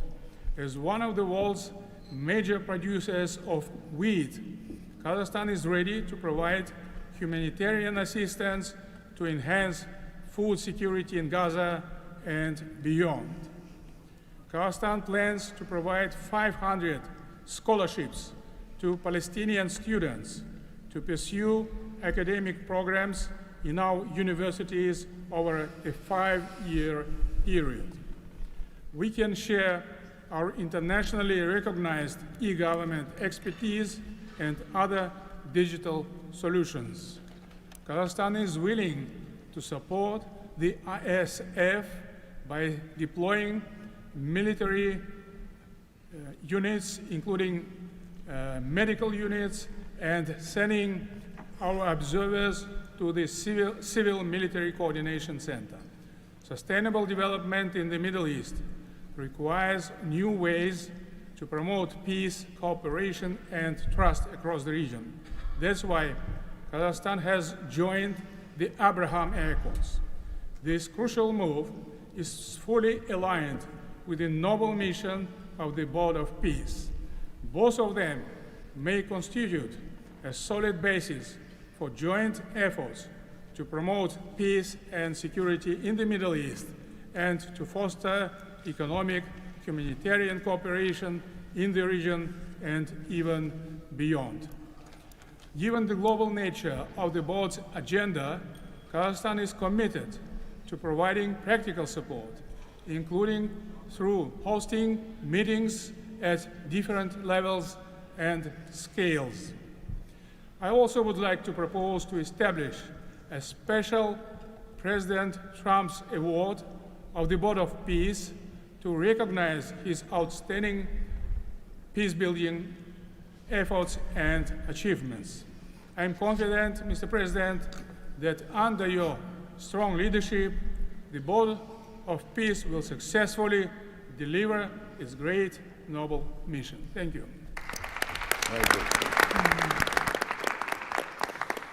Next, the President of the Republic of Uzbekistan. Уважаемый господин президент Трамп, ваше превосходительство, позвольте выразить искреннюю признательность президенту Соединенных Штатов Америки Дональду Трампу за созыв инаугурационного заседания Совета. Несомненно, сегодняшний саммит – это результат политической воли и прагматизма президента Трампа. Узбекистан поддержал миротворческую инициативу о создании Совета мира и твердо заявил о намерении принять практическое участие в ее успешной реализации. Убежден, что работа Совета позволит сформировать благоприятную обстановку для экономического и социального восстановления сектора Газа. При этом любой механизм внешнего управления должен непременно опираться на внутреннюю поддержку населения сектора. Скоординированные усилия всех сторон позволят обеспечить устойчивость постконфликтного процесса и создание условий для скорейшего восстановления Газы. Подчеркну, что Узбекистан готов внести посильный вклад в возведение жилых домов, детских садов, школ и больниц. Уважаемые друзья, символично, что нынешний саммит проходит в Институте мира имени Дональда Трампа. Наша встреча является ярким проявлением международной солидарности, миротворчества и общего стремления к улучшению ситуации на Ближнем Востоке. Мы должны использовать эту историческую возможность для построения новой Газы с процветающей экономикой и достойным условием жизни для всего населения. Благодарю за внимание.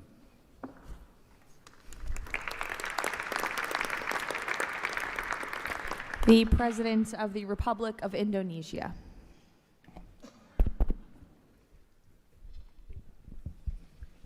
President Trump, distinguished delegates, Indonesia, from the first day that we studied President Trump's 20-point plan, we completely agree and we are fully committed to this plan. And that is why we joined the Board of Peace.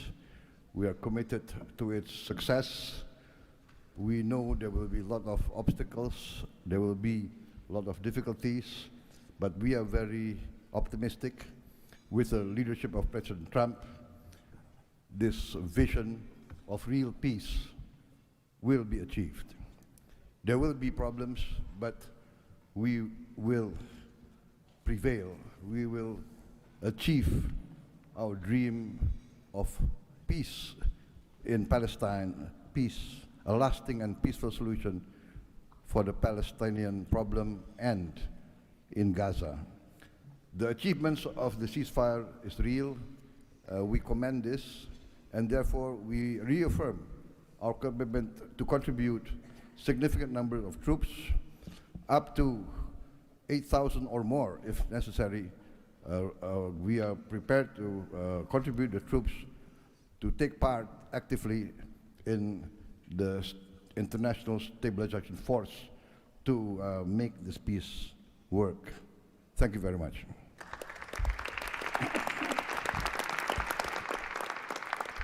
The President of Romania.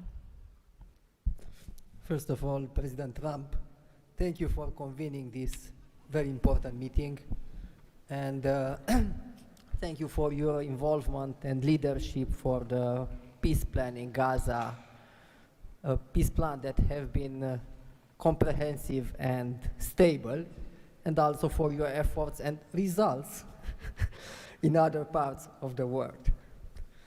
I think everyone desires peace, stability, prosperity in Gaza, but the question is how to act for, and it's why this meeting and this format is important. What Romania can do, first, on the humanitarian situation, we can increase the number of flights in order to extract children with disease and to treat in Romanian hospitals. We've done already, and we can do for 1,000 children and 4,000 family members. Secondly, we had a good expertise in emergency response system like ambulance, fire systems, and we can help in order to rebuild that system, and we can donate some equipment. Third, we are already offering some scholarships for Palestinian students, and we can extend the program, and we can help also to rebuild, refurbish the schools in Gaza. And fourth, I think the most important, we had also some expertise. We can help to rebuild the institutions, like police, like justice, like public administration. We have done that in other parts of the world, so we have some expertise. We can contribute with experts, with trainers, and also it's important to say that we have traditionally good relation with Jewish people and with the Palestinian people, so it will help. So we can count on us. Thank you. The Prime Minister of the Republic of Albania. Thank you for inviting me to be part of this journey, Mr. President. The fully aligned bipartisan vote of support this initiative received in our parliament speaks for itself about how honored Albania is to be a founding member of this new organization. Many in Europe say the Board of Peace is meant to substitute the United Nations. It does not look to me like an attempt to replace the UN, but if it helps shake that agonizing giant and inshallah wake it up, then God bless the Board of Peace. Mr. President, we commend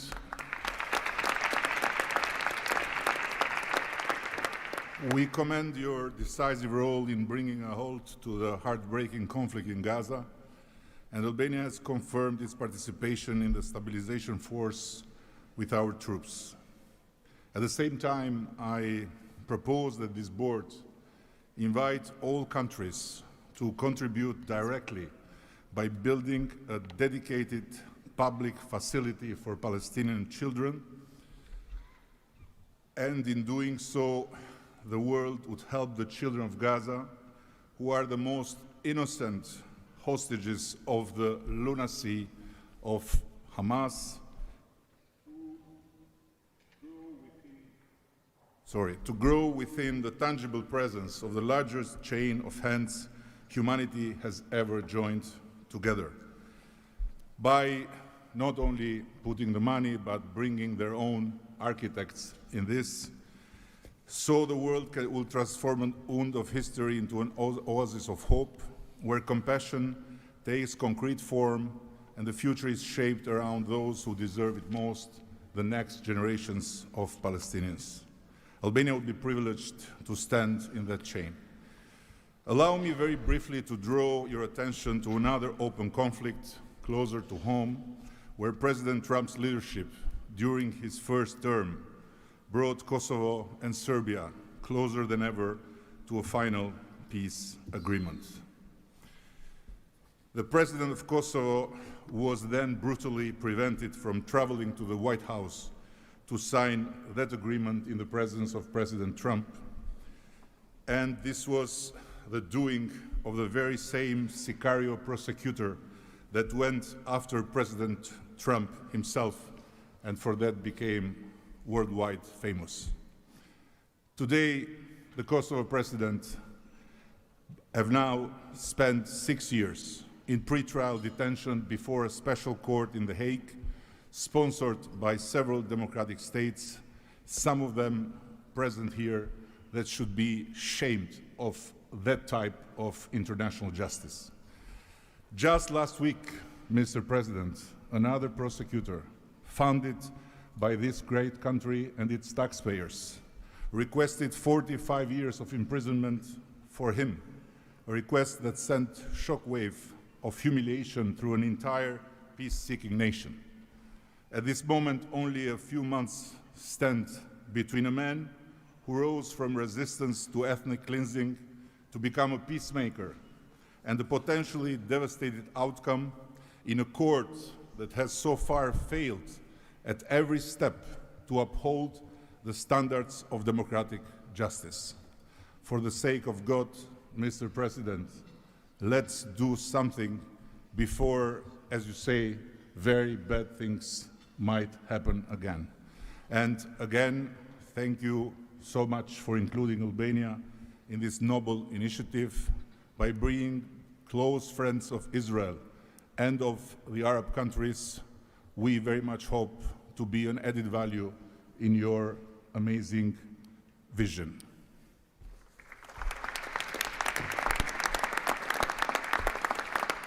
Next, the Prime Minister of Egypt.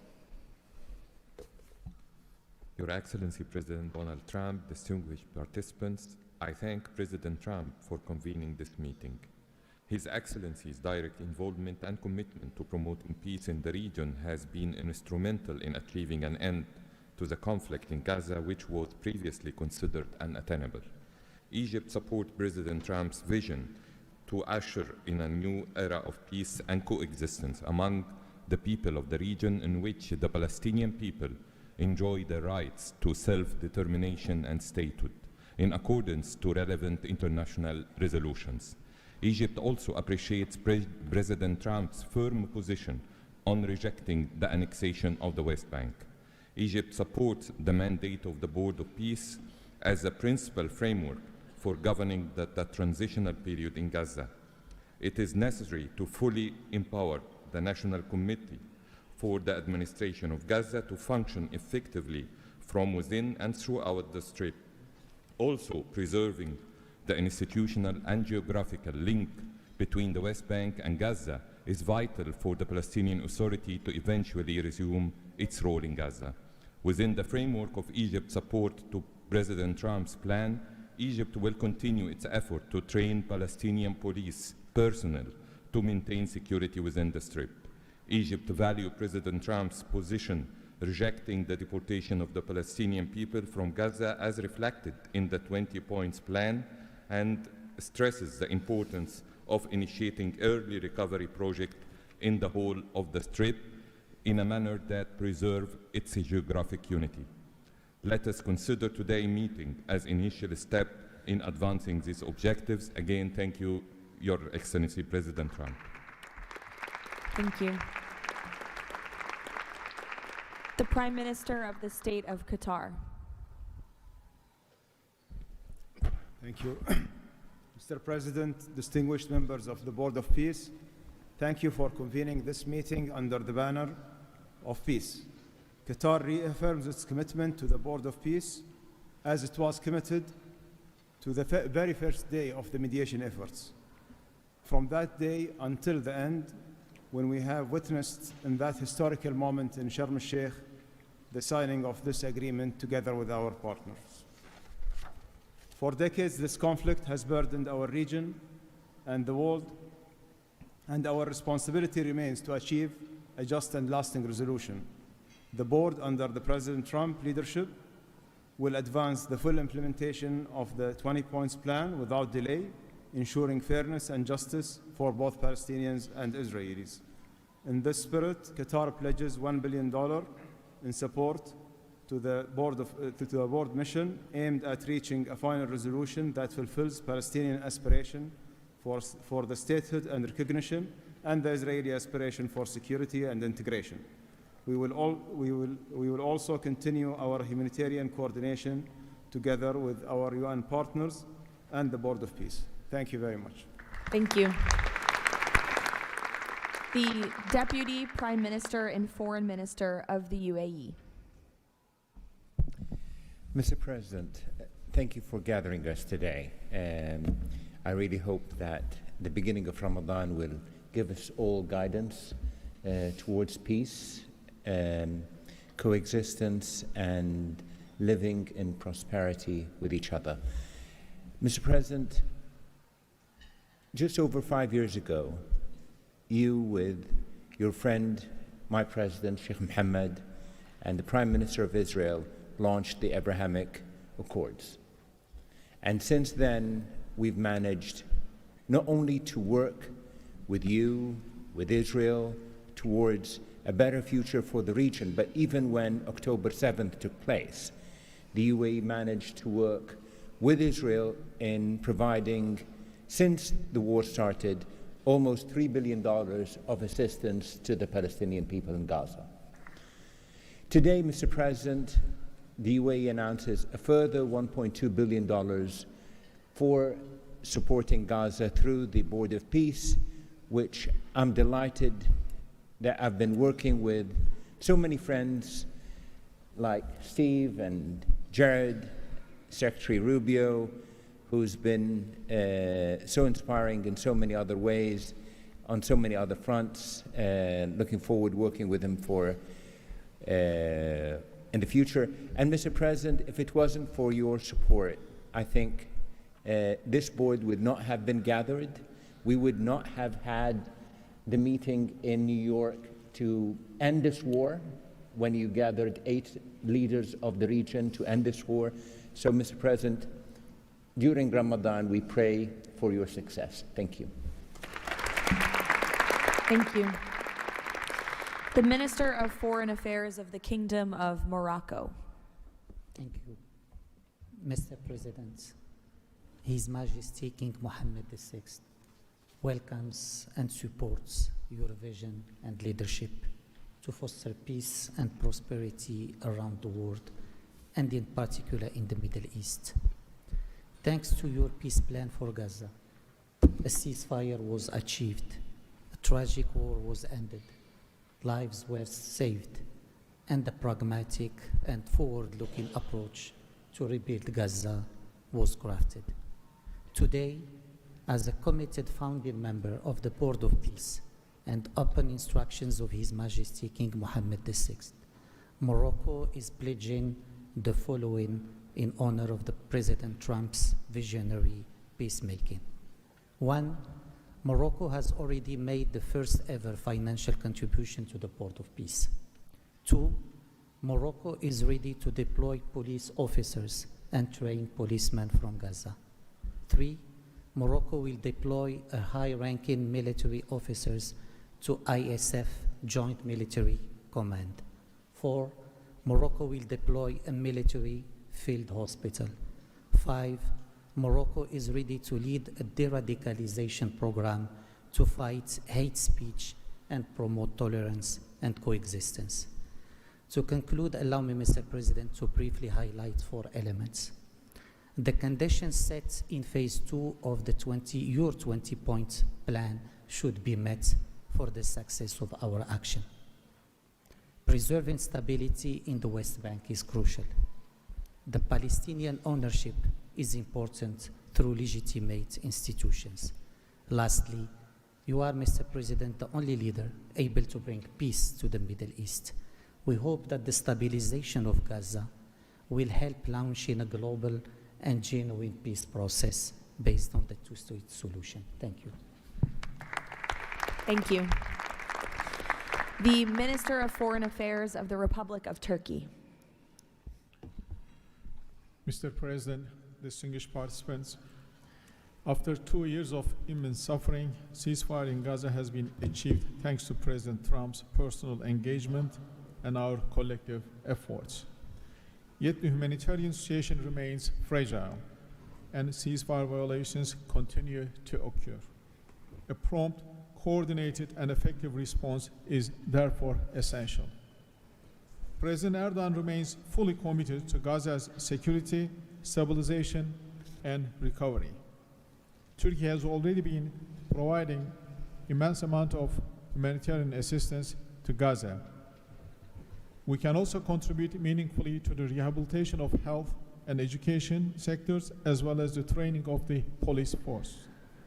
In addition, we are prepared to provide troops to the International Stabilization Force. Mr. President, Turkey will continue to support your efforts towards a just and lasting peace. We remain convinced that the foundation of such peace is the two-state solution.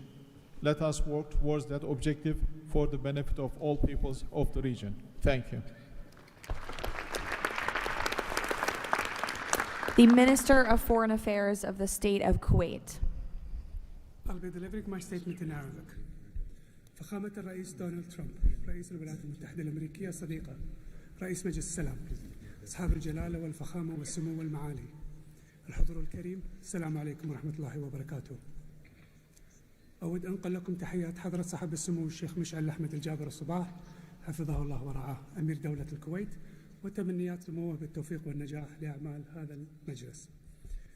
كما نتقدم بخالص الشكر لفخامة الرئيس دونالد ترامب على جهودها المقدرة والرامية إلى المساهمة في التوصل إلى إنهاء حالة الصراع بما يؤول نحو إقامة الدولة الفلسطينية المستقلة على حدود 4 من يونيو لعام 1967 وعاصمتها القدس الشرقية وفقا لقرارات الشرعية الدولية بما فيها القرار 2803 ومبادرة السلام العربية. إننا نجدد دعم دولة الكويت المبدئي والثابت والتاريخي للشعب الفلسطيني الشقيق وقضيته العادلة، ولطالما كانت القضية الفلسطينية ودعمها تشكل أحد ركائز السياسة الخارجية الكويتية، الأمر الذي يحتم علينا دعم كافة الجهود والمبادرات الرامية إلى إحلال السلام بما فيها خطة فخامة الرئيس الأمريكي دونالد ترامب ذات النقاط 20، معربين عن أملنا باستمرار نجاح هذا المسار والذي يظل مرهونا بتكاتف وتضامن المجتمع الدولي. ختاما، مالية بقيمة $1 مليار أمريكي على مدى السنوات القادمة دعما لجهود مجلس السلام وتأكيدا على التزام دولة الكويت الثابت بدعم كل مسعى يهدف إلى رفع المعاناة عن الشعب الفلسطيني الشقيق وتحقيق الأمن والاستقرار في غزة. والسلام عليكم ورحمة الله وبركاته. Thank you. The Minister of State for Foreign Affairs of the Kingdom of Saudi Arabia. Thank you, Mr. President, distinguished members of the board, distinguished guests. It is a pleasure to be here with you as we embark on a journey towards establishing a lasting and just peace in the Middle East, a peace that results in 2 states, Israel and Palestine, living side by side in peace and security, a peace that results in transforming our region from death and destruction to hope and prosperity by integrating the region, bringing together its resources and unleashing its potential. The Kingdom of Saudi Arabia, Mr. President, has been seeking peace and justice in the Middle East for a very long time. In 1981, King Fahd offered the 8-point plan, which was adopted by the Arab world at the summit in Fez, that essentially established or reconfirmed the notion of land for peace. In 2002, Saudi Arabia, the late King Abdullah, launched the Arab Peace Initiative, which was adopted by the Arab world unanimously, as well as by the Islamic world. Today, the custodian of the two holy mosques, King Salman bin Abdulaziz, and His Royal Highness Crown Prince Prime Minister Mohammed bin Salman are working towards realizing a vision for peace and prosperity and security and integration in our region. So, Mr. President, we look forward to working with the Board of Peace to establish this noble objective, and I'm pleased to announce that King Mr. Adbeba will pledge $1 billion over the next few years in order to achieve this objective, to work towards alleviating the suffering of our Palestinian brothers and bring them the peace that they and the whole region so desperately desires. So thank you very much and good luck to all of us. Wassalamu alaikum wa rahmatullah. I know there were a few more leaders who wanted to quickly share a few words, so we will go to the President of the Argentine Republic, Milei. Señor Presidente, distinguidos miembros del Board of Peace, la nueva Argentina ha adoptado una posición clara en política exterior. Defendemos de forma inclaudicable el derecho a la vida, la libertad y la propiedad y sus instituciones derivadas, la igualdad ante la ley, la libertad de expresión y el libre comercio. La defensa de esos derechos no es negociable, es un prerequisito para la paz. Pero no todos los actores internacionales juegan con las mismas reglas. Hay quienes rechazan esos derechos, los pisotean y se benefician de lo que los demás respeten. Frente a ellos, la buena voluntad no alcanza. Necesitamos instituciones con voluntad y capacidad de hacer valer las reglas. La paz duradera no se construye sobre consensos que ceden en lo fundamental. Se construye sobre la determinación de defenderlo. Si vis pacem, para bellum. La Argentina participa de este Consejo con la convicción de que la paz exige decisión política y una arquitectura institucional capaz de sostener soluciones reales en el tiempo. El presidente Trump ha predicado con el ejemplo, mediando el acuerdo de paz en Gaza, acuerdo que luego ratificó la resolución 2803 del Consejo de Seguridad de las Naciones Unidas. El Consejo de la Paz nace como expresión de ese liderazgo, con el mandato de ejecutar un plan de pacificación y reconstrucción y los mecanismos para hacerlo, entre ellos una fuerza internacional de estabilización. En esta etapa inicial, Argentina está lista para contribuir. Ponemos a disposición la colaboración de nuestros cascos blancos. Nuestra trayectoria en operaciones de paz es un capital probado que ponemos al servicio de la fuerza de estabilización. Creemos en una diplomacia que asume riesgos para alcanzar la paz. Creemos en el liderazgo que enfrenta desafíos complejos con determinación, como el del presidente Trump. Y creemos que la única paz que vale la pena construir es la que descansa sobre los derechos innegociables del hombre. El Consejo de la Paz ofrece un marco para avanzar en esa dirección. La Argentina lo respalda. Muchas gracias. Thank you. The Prime Minister of Hungary, Mr. Orbán. Dear Mr. President, Excellencies, dear colleagues, first of all, let me express the appreciation of the Hungarian people to President Trump for his tireless peace efforts all around the world. Hungary is the only country to be represented here on the highest level among the founding members from the European Union. I represent a country which has been living in the neighborhood of a brutal war for the last 4 years. We all know this war would not have broken out if President Trump had been in office at that time. However, President Trump's return to office offers a great chance to multiply the peace efforts not only in Gaza, but in Ukraine as well. We in Europe understand clearly that the security situation in the Middle East, and especially in Gaza, has a significant impact on the security of Europe. Therefore, our participation in the Board of Peace is not only based on principle, but also on our own security interest. Let me also share with you that there is serious talks going on in Europe about the Board of Peace and its future role. We understand that during the recent decades, international organizations have failed to fulfill their role to preserve peace and stability worldwide. Therefore, new initiatives are needed to bring forward the issue of peace globally. We are sure that President Trump's initiative to establish the Board of Peace is such a step to the right direction. President, we are proud to be among the founding members, and we are happy to be in such a great company. Thank you very much. Thank you. President Peña of Paraguay, who tapped my shoulder, wants to say a few words. Yes, thank you, Caroline. Thank you, President Trump. Thank you for bringing hope again, President Trump. I think that of the many things that you have achieved in the last 12 months as President of the U.S., I think the greatest thing, and I'm probably the youngest head of state here, is hope, President. We have lost hope about solving problems for many, many decades. A system that was broken, a system that was not able to bring solutions. Now we're seeing that thanks from your leadership, we are solving the issues. I come from a country that 160 years ago faced extinction. We went to a war against our neighbor and we lost 60% of our territory and 90% of the male population. So we know on our own flesh the hardship and all the difficulties of war. That's why Paraguay is so proud to be a founding member of the Board of Peace, and we're here to collaborate. Maybe we are not going to be the country that's going to bring the more money or the more security forces, but I think that there is a lot that all of the countries can bring to the table to solve these issues. Paraguay, together with a handful of countries, have been supporting Israel, and we will continue to do so. But we come here with an open heart to work for peace.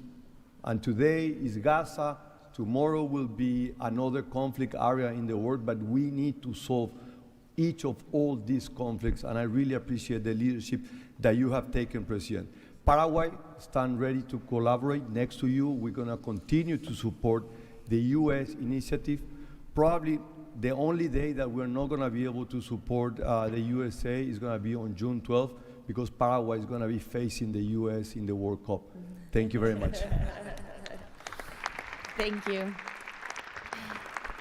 The Minister of Foreign Affairs of the State of Israel, please. Thank you. President Trump, this is an important day. Your historic actions have proven time and again. You are a leader who takes initiative, forges new paths, and works toward a better future for the entire world. Your visionary leadership, alongside with Prime Minister Netanyahu's resolve, brought all our hostages home from Gaza. Thank you for that. I'm proud to represent here the State of Israel that stood through such a difficult war for 2 years on 7 different fronts, demonstrating resilience and strength. As I stand here, I recall the 925 brave soldiers that gave their lives in a war against pure evil, Hamas, Islamic Jihad, and Hezbollah. These are the best people.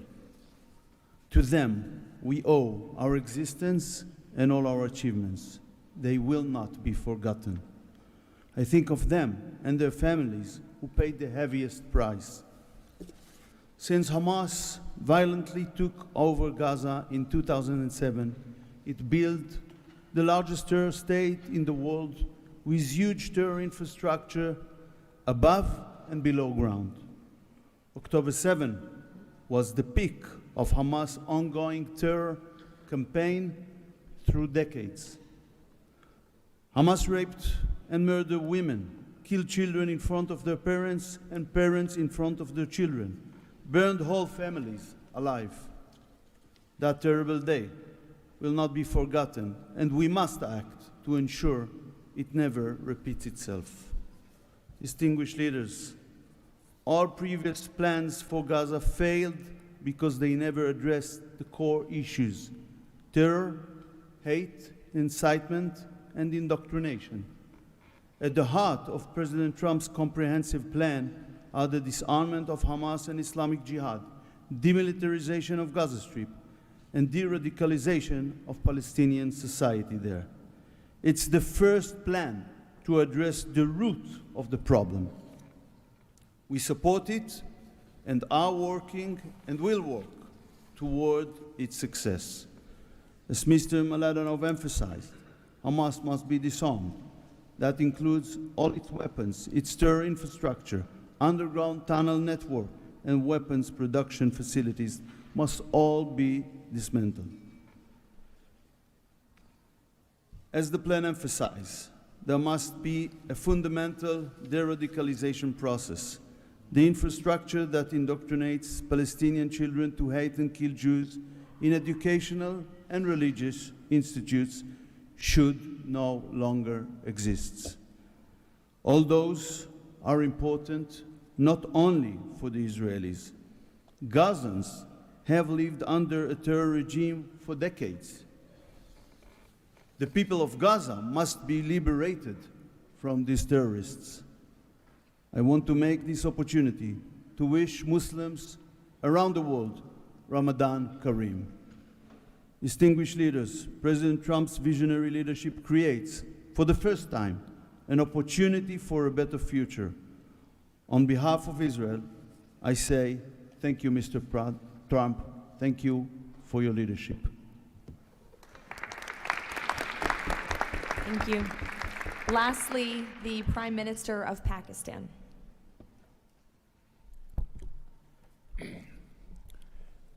Bismillah ar-Rahman ar-Rahim.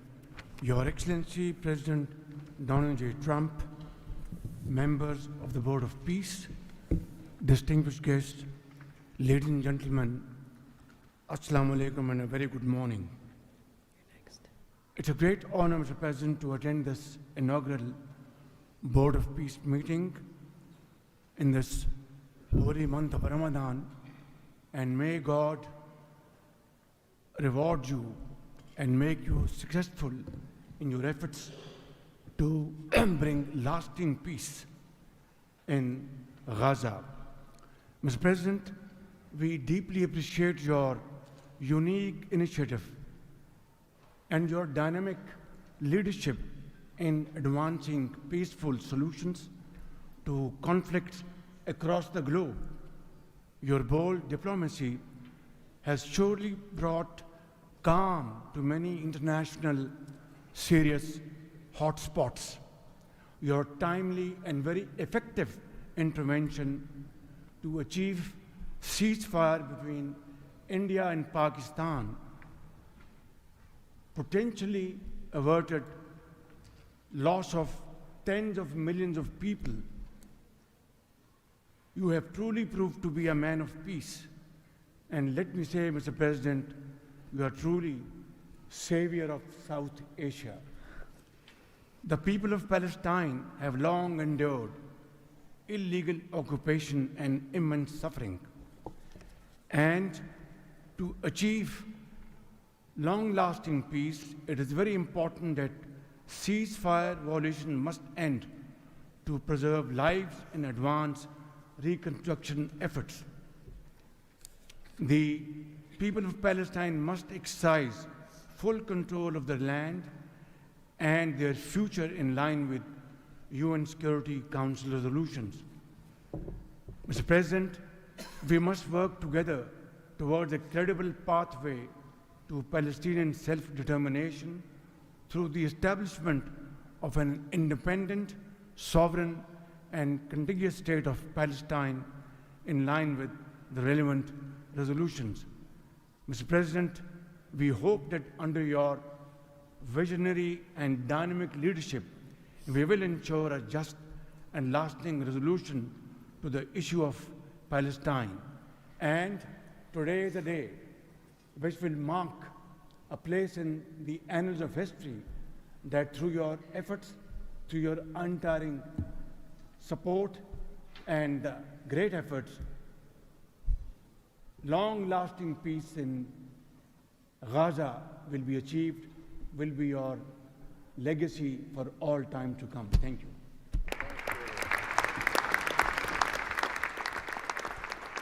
Thank you. We will now hear from the president of FIFA, Giovanni, to share more about FIFA's new partnership with the Board of Peace. Thank you, Caroline.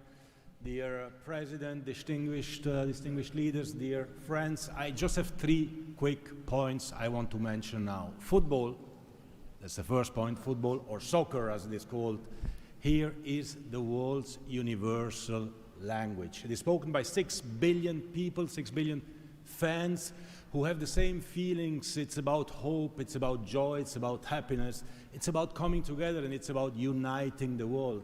Mr. President, we will unite the world here this summer during the World Cup, but if we truly want to unite the world, we need peace, of course. And this brings me to the second point, because today we announce a true partnership between the Board of Peace and FIFA, and I'm very proud and very happy to announce this. After having heard your presentations in Davos, I was feeling that we need to help, we need to do something. Everyone has to support peace. Everyone in this room, Mr. President, everyone outside of this room who would like to be in this room has to support peace as well. We all have to contribute for this, and that's why FIFA wants to contribute, because we don't have to just rebuild houses or schools or hospital or roads. We also have to rebuild and build people, emotion, hope, and trust. And this is what football, my sport, is about. And the third point is that, of course, as you all know, images speak louder and better than words. So we prepared a short video, and you can watch this video. I invite you to look at it carefully. Thank you very much. God bless peace, and God bless the Board of Peace. Ramadan Kareem. Thank you.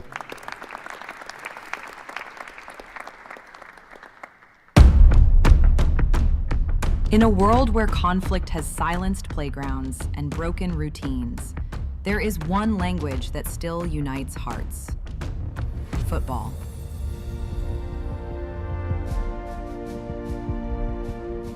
A simple ball, a shared field, a reason to believe again. Today, FIFA and the Board of Peace come together to turn football into a bridge toward peace, dignity, and hope. Through this partnership, a complete football ecosystem will be created. FIFA and the Board of Peace will build football pitches, FIFA arenas, academies, and stadiums. This initiative will support the creation of leagues at youth, amateur, and regional level, strengthening community engagement both on and off the pitch. It will also generate diverse professional opportunities, supporting the development of local talent not only on the field, but across all areas that bring football to life. Football does more than create players and coaches. It rebuilds confidence, restores routine, reopens doors to education, teamwork, and belonging. Local communities take the lead. Parents, teachers, volunteers, youth leaders, all becoming part of a shared mission to heal, to rebuild, to move forward together. Around every pitch, new emotions and long-lasting memories emerge. Community matches, fan gatherings, youth education, and sport programs. New job opportunities appear to become coaches, players, sport doctors, administrators, events organizers. We will create football ecosystem with thousands of people to be involved and engaged constantly. Together, FIFA and the Board of Peace will build, in Gaza, 50 FIFA arena mini pitches, with a cost of around $50,000 per unit. This represents a $2.5 million investment. 5 full-size pitches in 5 different districts at around $1 million per pitch. A FIFA academy with an estimated investment of $15 million. And a national stadium for 20,000 to 25,000 spectators, valued at around $50 million. These investments will create a complete football ecosystem designed to support communities and future generations. FIFA and the Board of Peace, united for football, committed to peace.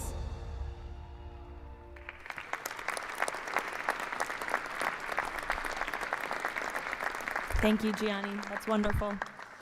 In advance of today's meeting, members of the Board of Peace were asked to vote on a resolution establishing the principles of financial integrity and transparency that will guide the board's work, and that resolution has passed unanimously. So now President Trump, as chairman of the board, will sign the resolution in the presence of a quorum of the board.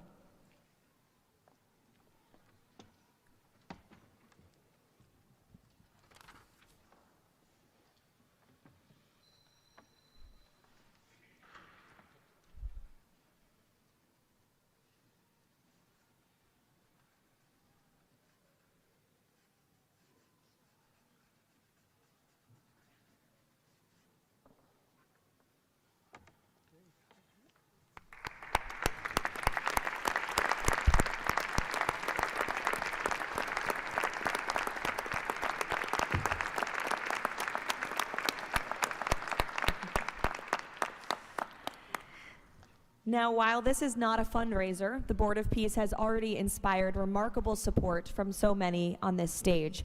As President Trump announced earlier, total pledges exceed $6.5 billion in relief and rebuilding in Gaza, and thousands of personnel have been committed to help preserve the ceasefire and secure enduring peace.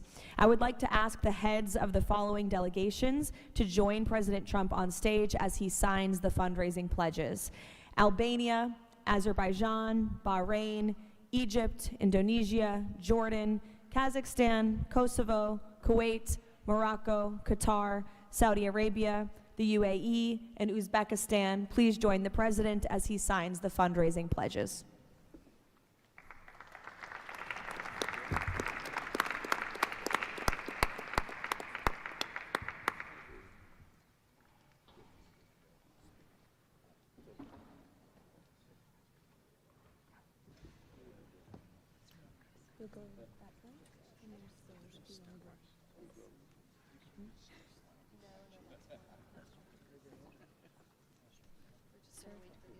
You'll go this way.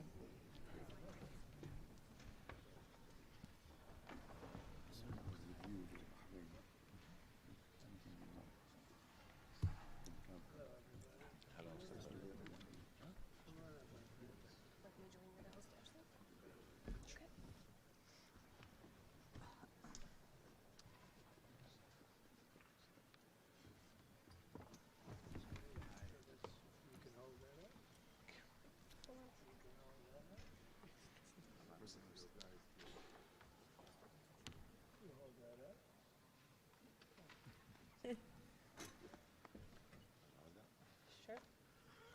All right.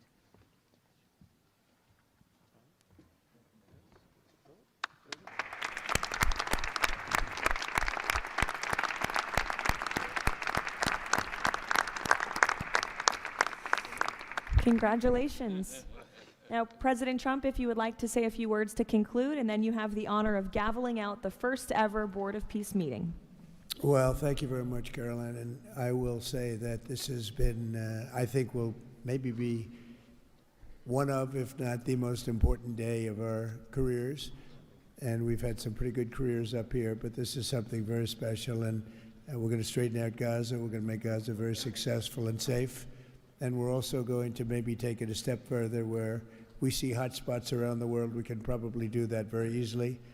This is a tremendous group of powerful people and brilliant people. And I think that we can do things that a lot of other people would not be able to even conceive of or think of. We will help Gaza. We will straighten it out. We will make it successful. We will make it peaceful. And we will do things like that in other spots. Spots will come up.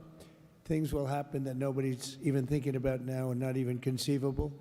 But we will take care of a lot of things, and we'll work again with the United Nations and bring it back to health. It needs help. It's got tremendous potential, but it needs a lot of help. And I think we can start with doing that pretty soon, Michael. I think we're going to work on that very strongly. We can fix up even the building physically. I love to see beautiful buildings. I like to see buildings fixed up physically, not look like they are in disrepair. We don't like that. So we're going to do a job with the United Nations. We're going to have some very good people, and you have some very good people there right now, but we're going to put some extra people in, and we're going to have it help us. But most importantly for today, the Board of Peace is going to lead the way in Gaza. We're going to make Gaza an example of success and safety and unity.